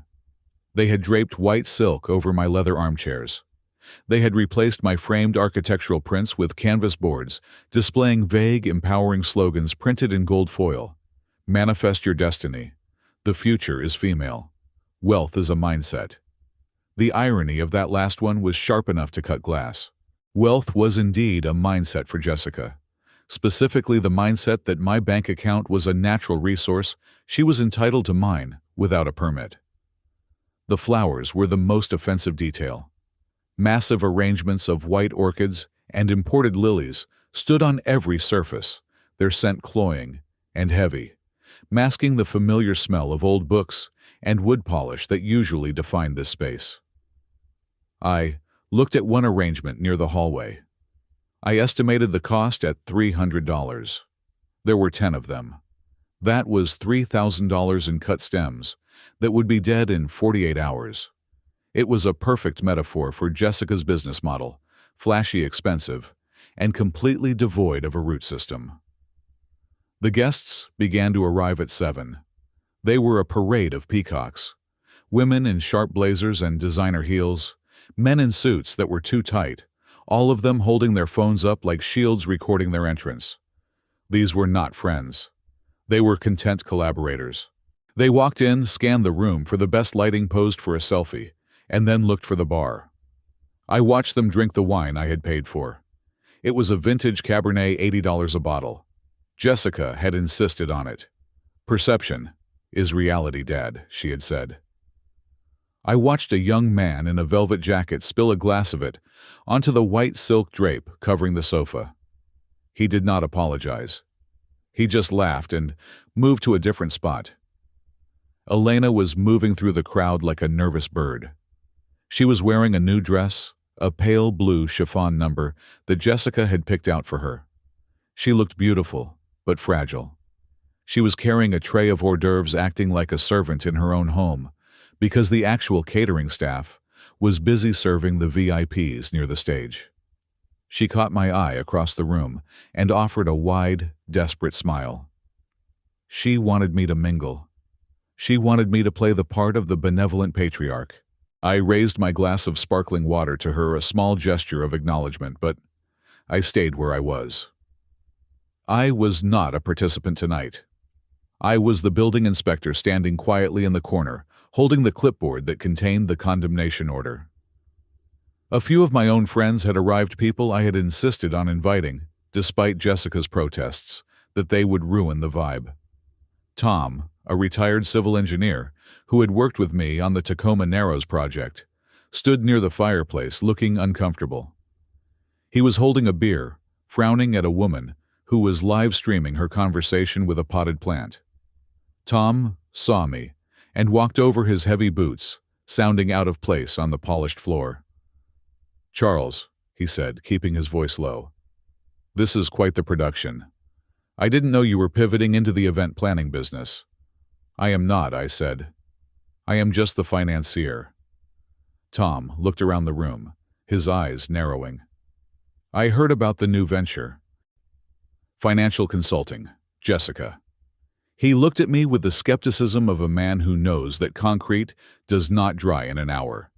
"Does she have a license for that?" "She has a vision, Tom," I said, my voice devoid of inflection.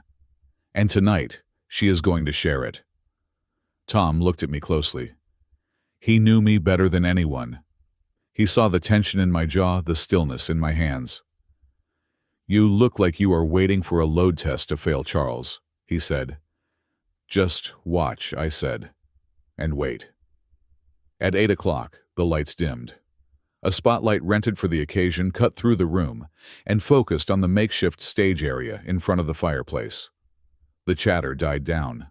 The DJ, a young man with headphones around his neck, faded the music into a dramatic, swelling orchestral track. "Ladies and gentlemen," the DJ announced, his voice booming through the rented speakers. "Please welcome the founder of the matriarch mindset, the woman who is redefining wealth for the modern era, Jessica Vance." The applause was raucous. Elena clapped so hard, her hands must have stung. Jessica stepped into the light. I had to admit the packaging was flawless.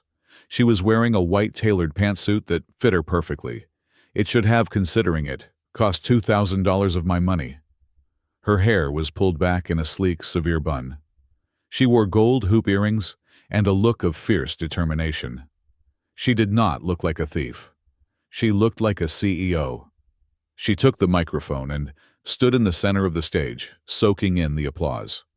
She waited for complete silence before she spoke. Her timing was impeccable.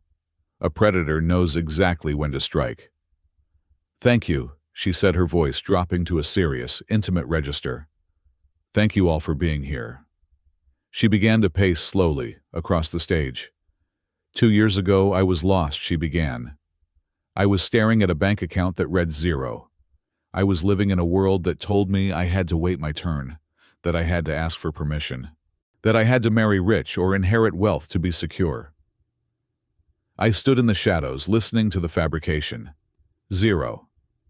She had never seen a zero balance in her life. I had covered her car insurance, her phone bill, and her credit card debt since she was 19. But I realized something. She continued, her voice gaining strength. "Waiting is for victims. Asking is for subordinates. I decided to stop asking and start taking. I decided to build my own table." The crowd murmured in agreement. "Yes, Queen," someone shouted from the back. "It was not easy," Jessica said, looking down at her hands as if recalling a painful memory. "I had sleepless nights. I had people tell me I was crazy. I had to scrape together every dollar. I ate instant noodles. I sacrificed my social life. I leveraged every asset I had because I believed in the vision. I felt a cold laugh building in my chest, but I suppressed it. Instant noodles. She had eaten lobster risotto on my dime 3 nights ago, scraped together. She had scraped nothing but the magnetic strip of my credit card. And now," she said, looking up, her eyes blazing with triumph, "now I stand here fully independent. I have built a portfolio that generates passive income. I have secured my future. And I did it without a handout. I did it without a safety net. I did it because I refused to let a man or a system dictate my worth." The applause was thunderous. Elena was weeping openly now, dabbing her eyes with a cocktail napkin. She believed it. God help her. She actually believed that her daughter was a self-made woman. She had rewritten history in real-time editing, out the checks I wrote, the bills I paid, and the theft she had facilitated. Jessica raised a hand to quiet the room. "But the matriarch mindset is not just about me," she said. "It is about us. It is about teaching you how to do what I did. Tonight, I am launching my exclusive mentorship program. For a small investment, I can show you how to unlock the capital that is hiding in plain sight." Hiding in plain sight. That was the most honest thing she had said all night. She was talking about my safe. She was talking about my identity. And now, she said, smiling benevolently, I want to invite someone special to the stage. A man who has had a front row seat to my journey. He may be from a different generation and we may not always agree on the methods, but he has seen the results. Please welcome my stepfather, Charles Martinez. The spotlight swung around, searching for me. I stepped out of the shadows. The crowd applauded politely, but I could see the shift in their eyes. To them, I was the artifact. The old guard. The system Jessica had just bragged about defeating. I was the dinosaur in the room. I walked toward the stage. I did not hurry. I moved with the measured gait of a man inspecting a perimeter. I wore my navy suit just as she had requested. I was groomed upright and terrifyingly calm. I walked up the 3 small steps to the stage. Jessica was beaming at me, but her eyes were hard. Stick to the script, her eyes said. Don't embarrass me. She handed me the microphone. Here is my dad, everyone, she chirped, playing the role of the dutiful daughter for 1 second before stepping back to let me praise her. I took the microphone. It was heavy in my hand. I looked out at the sea of faces. I saw the influencers with their ring lights. I saw the neighbors who were drinking my wine. I saw Tom, who gave me a small, grim nod. And I saw Elena, looking at me with hope, praying I would not ruin this moment. I looked at the piece of paper Jessica had printed for me. I took it out of my pocket and unfolded it. The room went quiet. I read the first line, my voice steady and clear, projecting to the back of the room without effort. I have watched Jessica grow into a powerhouse of a woman, I read. Her independence is her greatest asset. Jessica nodded, satisfied. She did not see the slight inflection in my voice, the dryness that suggested the words were foreign objects in my mouth. I looked down at the paper again. She built this business from the ground up, I read, with nothing but her own grit and vision. I am just a spectator to her brilliance. I paused. The silence in the room stretched thin. It was the silence of a structure under extreme tension, just before the bolt shears. I looked at Jessica. She was smiling, but the smile was starting to falter. She gestured slightly with her hand, urging me to continue to say the part about how proud I was to validate her fraud. I looked back at the audience, but I said, the word hung in the air, but was not in the script. Jessica's head snapped toward me. I folded the paper slowly, deliberately creating a sharp crease down the middle. I placed it back in my pocket. But today I continued my voice, dropping an octave, becoming the voice I used when I had to tell a building owner that his property was condemned. I realized that words are not enough. We live in a world of data. We live in a world of physics. You can paint a wall any color you like, but if the foundation is rotten, gravity will eventually claim its due. The room was deadly silent now. The smile had vanished from Jessica's face. She took a half step toward me. Dad, she whispered, her voice tight with warning. I ignored her. I looked directly into the camera lens of the woman in the front row, who was live streaming. Jessica spoke about independence, I said. She spoke about transparency. And she is right. True independence should be celebrated. But independence is not a narrative you tell. It is a mathematical fact you prove. I reached into the inner pocket of my jacket. So I said, instead of a speech, I have brought a demonstration, because true success has nothing to hide. And independence needs numbers, not adjectives. I pulled out the remote control for the projector. Jessica's eyes went wide. She looked at the remote, then at the screen behind us, then back at me. She realized in that split second that the control she thought she had was an illusion. She was not the architect. She was just a tenant, and the lease had just expired. I turned to the screen. Let us look at the receipts, I said. I pressed the button.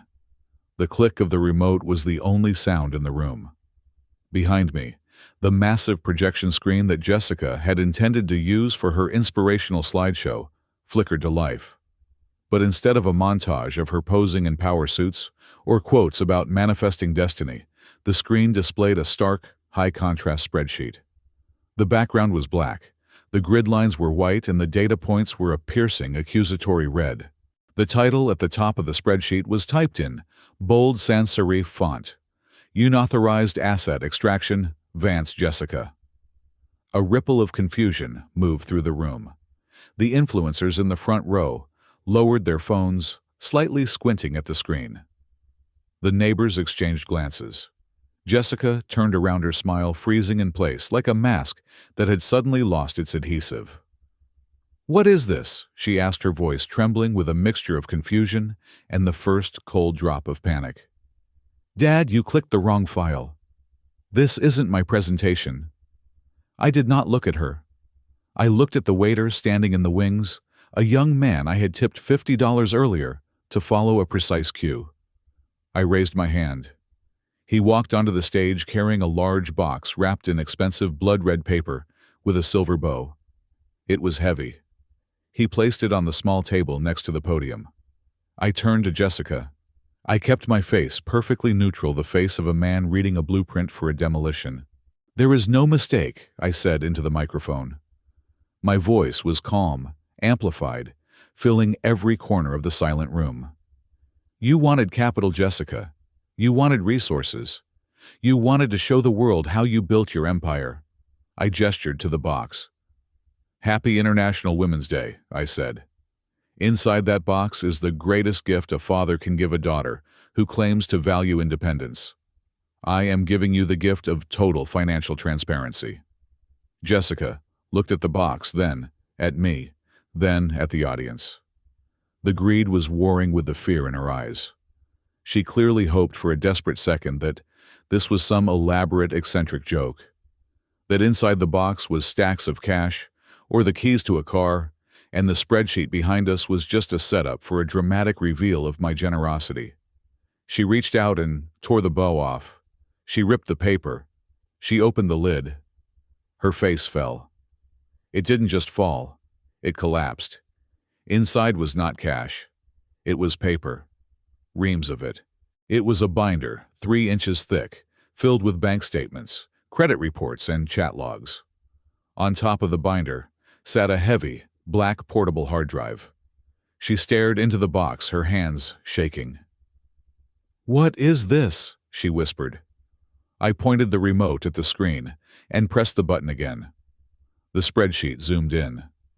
"This," I said, addressing the audience, "is the ledger of the matriarch mindset." I pulled a laser pointer from my pocket. A small red dot appeared on the screen, dancing over the first row of numbers. "Let us review the operating capital," I said. The red dot settled on a figure. "Line item 1, I announced, $15,000. This represents the debt accumulated on 3 separate credit cards opened in my name using a stolen Social Security number. These funds were used for market research, which apparently includes designer handbags, spa treatments, and dinners at 5-star restaurants." The room gasped. It was a collective intake of breath that sucked the oxygen out of the space.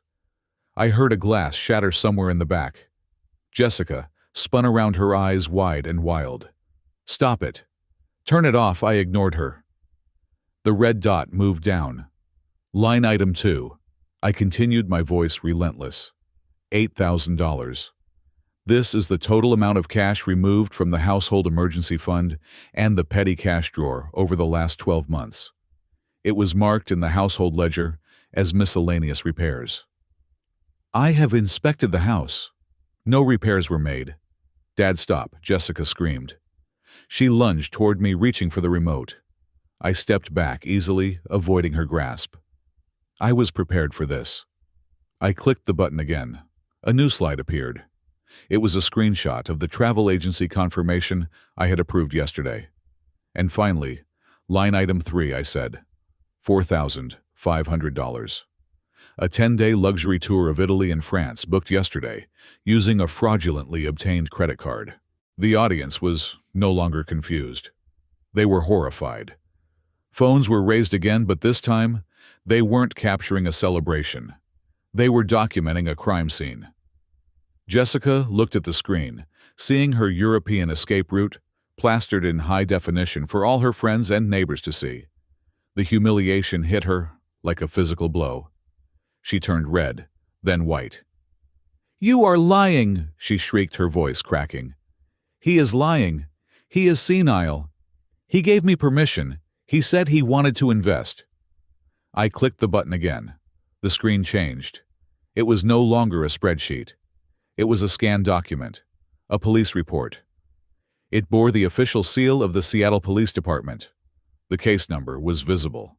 The charge was listed clearly: identity theft, credit card fraud, and grand larceny.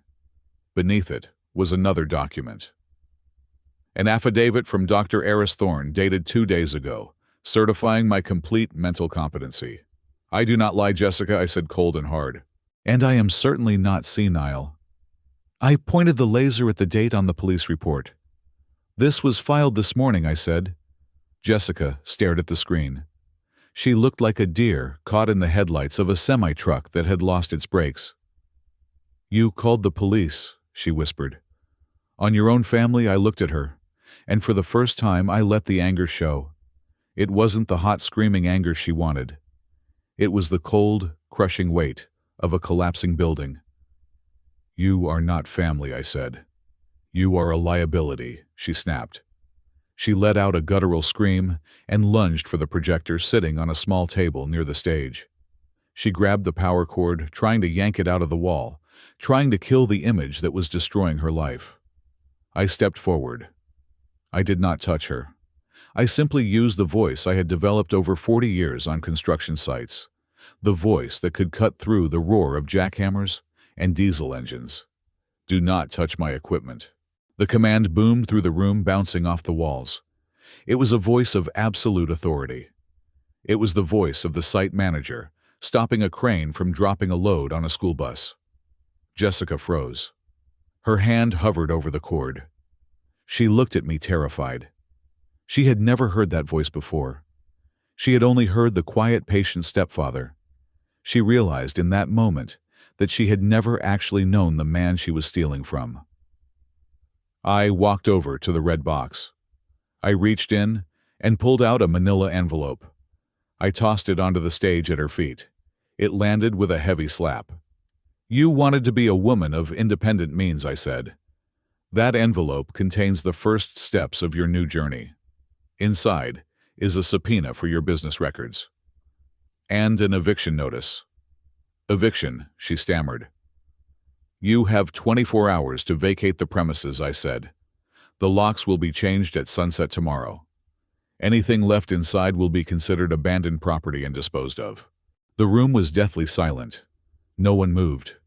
No one breathed. The only sound was the hum of the projector cooling fan. Then a voice broke the silence. A high, shrill wail. Elena pushed her way through the crowd. She stumbled onto the stage, her face a mask of running mascara and terror. She grabbed Jessica by the shoulders, then turned to face me. "Charles." "You are insane," she screamed. "Look at what you are doing. You are humiliating her in front of everyone. How could you? She is just a child." I looked at my wife. I saw the woman I had protected. I saw the woman I had trusted. And I saw the accomplice who had handed over the keys to my safe. I clicked the remote one last time. The screen went black. The show was over. "I am not humiliating her, Elena," I said calmly. "I am auditing her." I reached into my inner jacket pocket and pulled out a second envelope. This one was thinner, white, legal size. Elena stared at it. "And as for you," I said. I stepped closer to her. I handed her the envelope. She took it automatically, her hands trembling so hard, the paper rattled. "You stood by and watched her steal from me," I said. "You lied about your whereabouts while she used my name to commit fraud. You gave her the combination to my safe. You are not a victim here, Elena. You are a co-conspirator." I gestured to the envelope in her hand. "That is a petition for the dissolution of marriage," I said. Elena gasped, clutching the paper to her chest. "Divorce, Charles."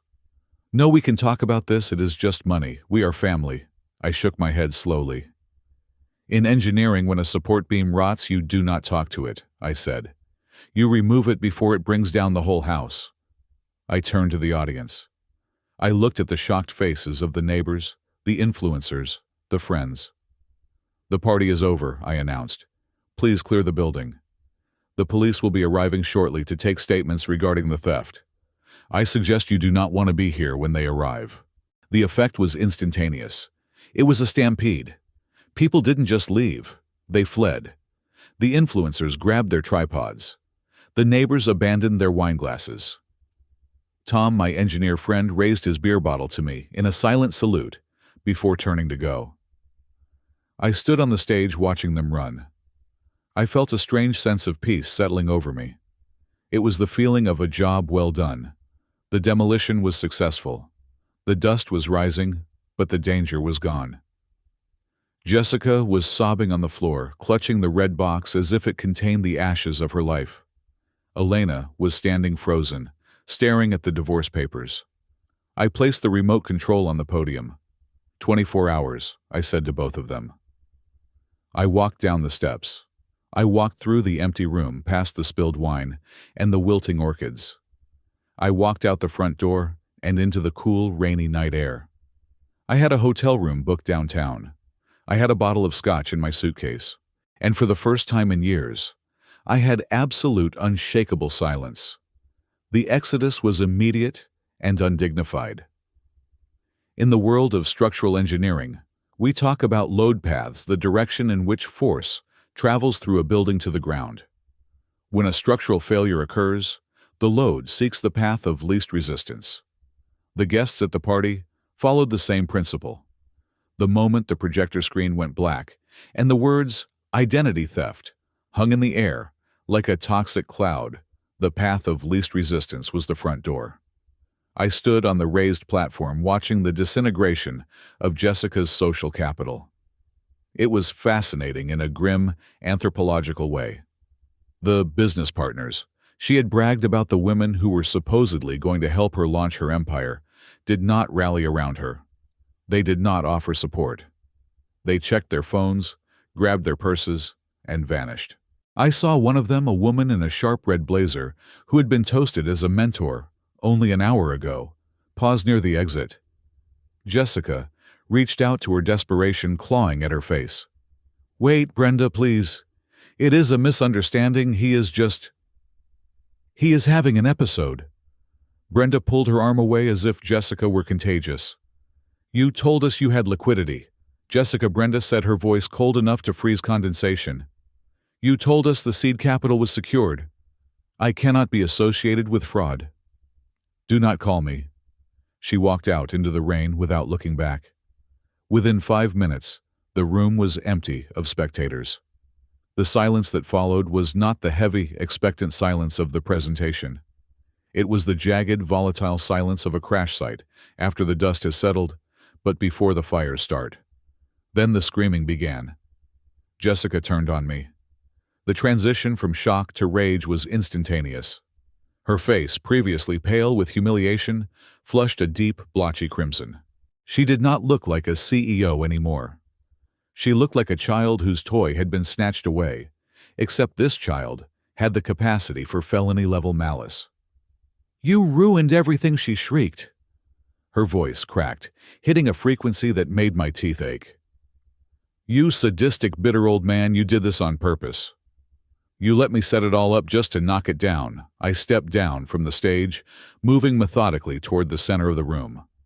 I picked up a glass of water from a side table and took a sip. "That is correct," I said calmly. "You are a monster," she screamed. Grabbing a vase of white orchids, $300, I reminded myself, and hurling it at the floor. The ceramic shattered, sending shards and wet soil skittering across the polished hardwood. I watched the debris scatter. "A monster destroys without reason, Jessica," I said. "I am an engineer. I dismantle things that are dangerous. And you are dangerous." Elena was sobbing near the fireplace, clutching the divorce petition to her chest, as if it were a shield. She looked from Jessica to me, her eyes wide with a terrifying lack of comprehension. She still did not understand the gravity of the situation. She still thought this was a domestic squabble, something that could be fixed with an apology and a few days of awkward silence. "Charles, please," she wailed. "Look at her. She is hysterical. You have to stop this. You have made your point. We can fix this. It is just money." I turned my gaze to my wife. "Just money," I repeated. "It is family money," she pleaded, taking a step toward me. "We are a family. What is yours is ours. You cannot destroy our lives over some credit card bills. We can pay you back. I will get a job. Jessica will get a job. Just tear up the papers, please." I looked at her, and I felt nothing. No anger, no pity. Just the cold realization that the rot had gone all the way through. She genuinely believed that theft was acceptable, if it was kept within the bloodline. She believed that my role was to be the eternal host providing sustenance to the parasites, until I was dry. I shook my head slowly. "Elena, listen to me closely," I said. "In my profession, when a foundation is compromised by liquefaction, when the soil underneath turns to soup, you cannot patch the cracks in the walls. You cannot repaint the facade. The structure is fundamentally unsound. If you stay inside, it will kill you." I pointed at the shattered vase on the floor. "This marriage is that vase," I said. "You cannot glue it back together. It is time to sweep it up and throw it away." Jessica let out a guttural growl. She marched toward me, her hands balled into fists. "I am not going anywhere," she spat. "This is my house. I have rights. You cannot just kick us out because you are having a tantrum. I live here." I checked my watch. It was 9:15. Right on time. Blue and red lights flashed through the front window, reflecting off the wet silk drapes. The sound of a car door closing cut through the tension. Jessica froze. She looked at the window, then back at me. Her bravado flickered. "You didn't," she whispered. I walked to the front door and opened it. 2 officers stood there shaking the rain off their raincoats. I recognized Officer Miller, a man I had spoken to earlier that afternoon. He was a veteran, calm and efficient. "Mr. Martinez," he asked. "Come in, officers," I said, stepping aside. They walked into the living room, their presence sucking the oxygen out of Jessica's rage. Police uniforms have a way of sobering up even the most delusional narcissist. "What is going on?" Elena cried, shrinking back against the mantelpiece. "Why are the police here?" Officer Miller stepped forward. He held a clipboard. "We are here to serve a temporary restraining order against Jessica Vance and Elena Martinez issued by the district court this afternoon," he said, "and to oversee the execution of an emergency eviction notice due to credible threats of financial violence and identity theft." He looked at Jessica. "Ms. Vance." Jessica stared at him, her mouth opening and closing like a fish on a dock. I didn't. This is a civil matter," she stammered, pivoting to the phrase she had likely heard on television. "The theft of $15,000 and the fraudulent application for a mortgage is a criminal matter, ma'am," the officer corrected her. "A report has been filed. The detectives will be in touch regarding the charges. But for tonight, the homeowner has requested your immediate removal from the premises." "Removal?" Elena gasped. "But where will we go? It is raining." I stepped forward. "I have booked 2 rooms at the Motel 6 on the highway," I said. "Paid for 2 nights. That is more charity than you deserve. You have 30 minutes to pack your personal effects. Officer Miller is here to ensure that the peace is kept and that no property belonging to me leaves this house." 30 minutes, Jessica screamed. "I have a whole life here." "Then you better start packing," I said. The next half hour was a blur of chaotic motion. I stood in the hallway upstairs, leaning against the wall, my arms crossed. The officers stood at the top of the stairs watching. Jessica and Elena ran between their bedrooms and the hallway, throwing clothes into suitcases. It was not a somber departure. It was a looting. Jessica was trying to shove everything she could grab into her bags. I watched her try to pack the Dyson hairdryer I had bought for the guest bathroom. "Leave it," I said. She glared at me. "It is mine, I bought it. It stays." She threw it on the floor. I watched her try to take the jewelry box from Elena's dresser. "Check that one," I said to the officer. Officer Miller stepped forward. "Ma'am, I need to see inside that box." Elena opened it with shaking hands. Inside was a diamond necklace I had given her for our 10th anniversary. "That is a gift," Elena sobbed. "You gave it to me. Gifts are conditional on the contract of marriage," I said coldly. "And since you breached that contract by facilitating the theft of my identity, I am revoking the gift. It stays." Elena wailed a sound of pure heartbreak, but she put the box down. Finally, they were at the door. 4 large suitcases stood in the foyer. The house was quiet again, save for the sound of the rain and Elena's sniffling. Jessica was the last to come down. She was wearing a hoodie, the hood pulled up, but I could see her eyes. They were hard calculating. She was carrying a tote bag over her shoulder. "Open the bag," I said. She clutched it tighter. "It is just underwear and toiletries you pervert. Open the bag, Jessica, or the officer opens it for you." She hesitated, then unzipped the tote. I looked inside. Buried under a pile of socks was a silver rectangle. My laptop. The laptop I had used to present the evidence. The laptop that contained the backup files, the logs, and the only copy of the surveillance footage from my study. I reached out. "That is mine." Jessica's hand shot out. She grabbed my wrist. Her nails dug into my skin. "No," she screamed. "It has my photos on it. You can't have it." She yanked back, trying to wrestle the computer away from me. She was strong, fueled by adrenaline and desperation. She swung her other hand, aiming a slap at my face. I did not flinch. I did not stumble. I had spent 40 years walking on steel beams 500 feet in the air. My balance was impeccable. I pivoted on my heel, shifting my weight. Her hand swiped through empty air. The momentum threw her off balance. She stumbled forward, colliding with the wall. I firmly grasped the laptop and pulled it free from the bag. "Officer," I said sharply. Officer Miller was there in a second, stepping between us. He grabbed Jessica's arm, restraining her. "That is enough," he barked. "Ma'am, step back. She is assaulting me." Jessica screamed, struggling against his grip. "He hit me." "I did not touch you," I said, tucking the laptop under my arm. "And I have the video from the hallway camera to prove it." Jessica went limp. She looked at the camera lens in the corner of the ceiling, a camera she had forgotten about or perhaps never noticed. "Get your things," I said, "and get out." They dragged their suitcases out onto the porch. The rain was coming down in sheets now, a relentless wash that soaked them instantly. Elena looked back at me, her makeup running down her face in black streaks. "Charles, please," she whispered. "Don't do this." I looked at her. I remembered the woman I had met 5 years ago. I remembered the laughter. I remembered the promise to build a life together. But then I remembered the bank alerts. I remembered the lies. I remembered the feeling of realizing that the person sleeping next to you was sharpening a knife. "Goodbye, Elena," I said. I closed the door. The sound of the heavy oak door slamming shut was the most satisfying sound I had ever heard. It was a solid, definitive thud, the sound of a seal being airtight. I locked the deadbolt.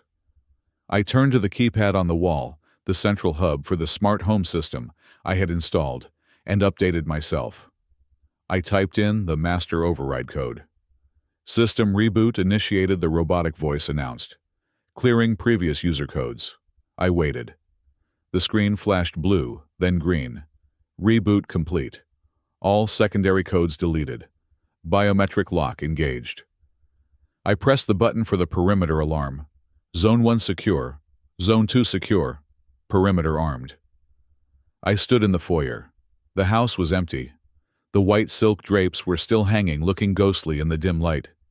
The spilled soil from the orchid vase was still on the floor. The wine stains were still on the rug. But the noise was gone. I did not feel sad. I did not feel lonely. I felt the way an engineer feels when the demolition charges have gone off exactly as calculated. The building is down. The dust is in the air. It is messy. It is chaotic. But the danger is gone. The leaning tower that threatened to crush everything in its path had been leveled. Now I could clear the rubble. Now I could rebuild. I walked into the kitchen, poured the rest of the expensive Cabernet down the sink, and filled a glass with cold tap water. I drank it standing up, listening to the rain hammer against the roof, a roof that I owned free and clear, protecting a house that was finally truly mine again. 3 months have passed since the night the rain washed away the last remnants of my manufactured family. The silence in the house is no longer the heavy loaded silence of a structure about to fail. It is the clean geometric silence of a well-ordered space. I am sitting in my study, the late afternoon sun streaming through the window, illuminating the dust motes dancing in the air. On the desk in front of me lies the Seth Thomas clock, the one Jessica knocked over in her calculated fit of clumsiness. It has been dismantled. The brass gears, the springs, the escapement mechanism, they are all laid out on a velvet cloth. For the past 3 weeks I have been reassembling it. It is slow work. It requires patience, a steady hand, and a respect for the way things fit together. I picked up the mainspring barrel with my tweezers. It was bent, but not broken. With careful pressure, I have reshaped it.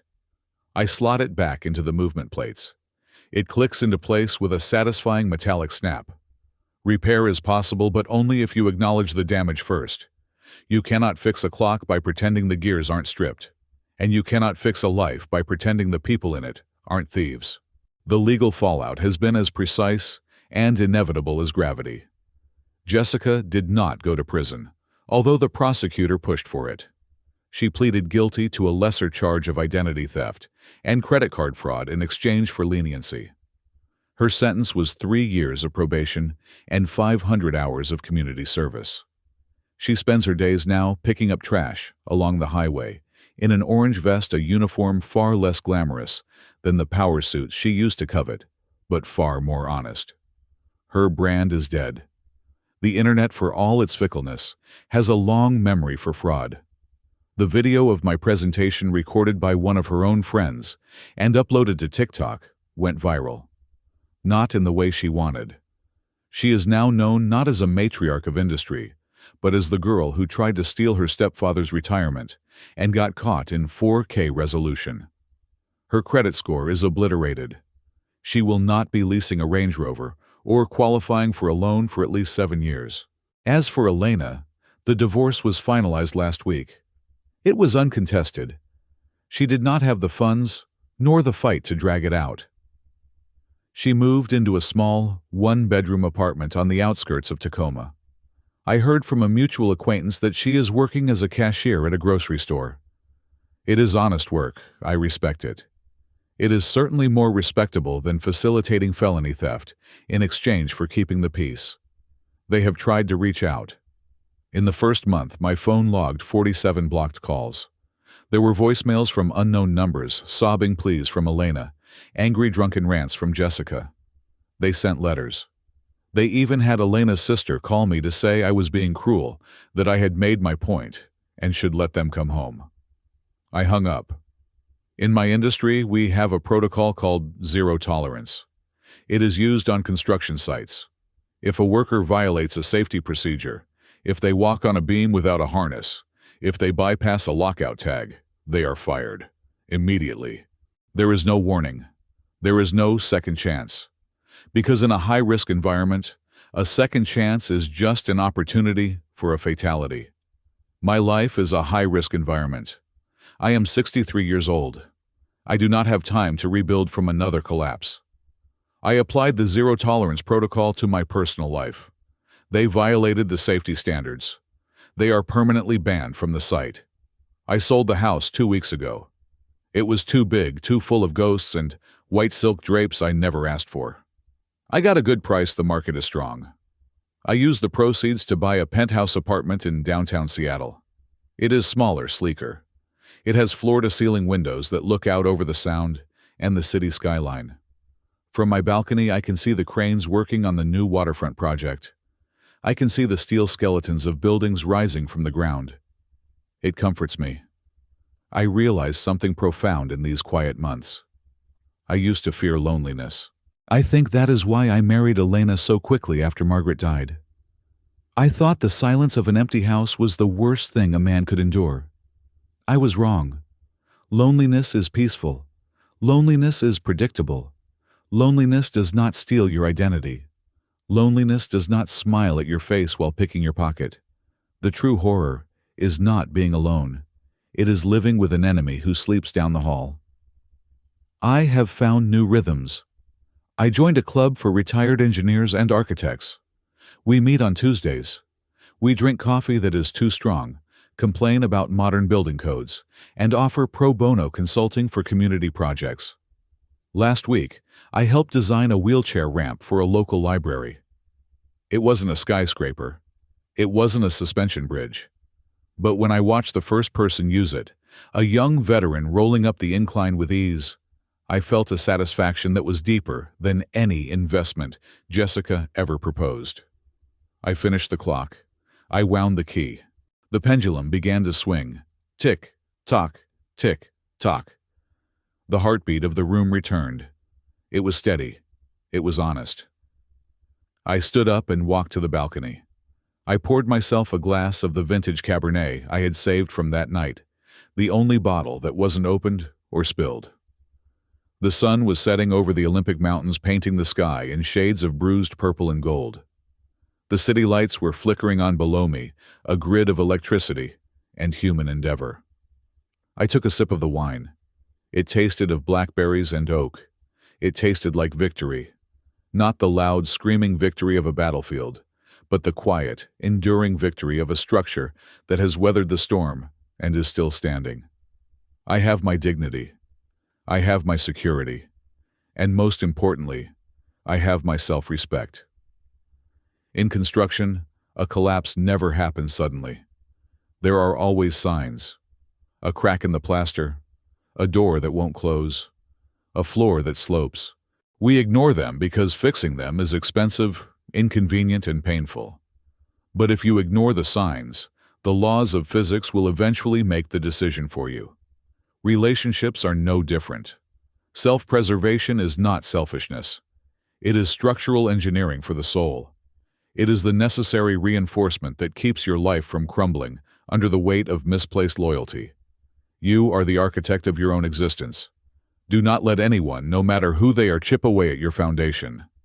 Because when the roof comes down, you are the only one who has to live in the rubble. Thank you so much for listening to my story. I hope it resonated with you, or perhaps gave you the courage to inspect the foundations of your own relationships.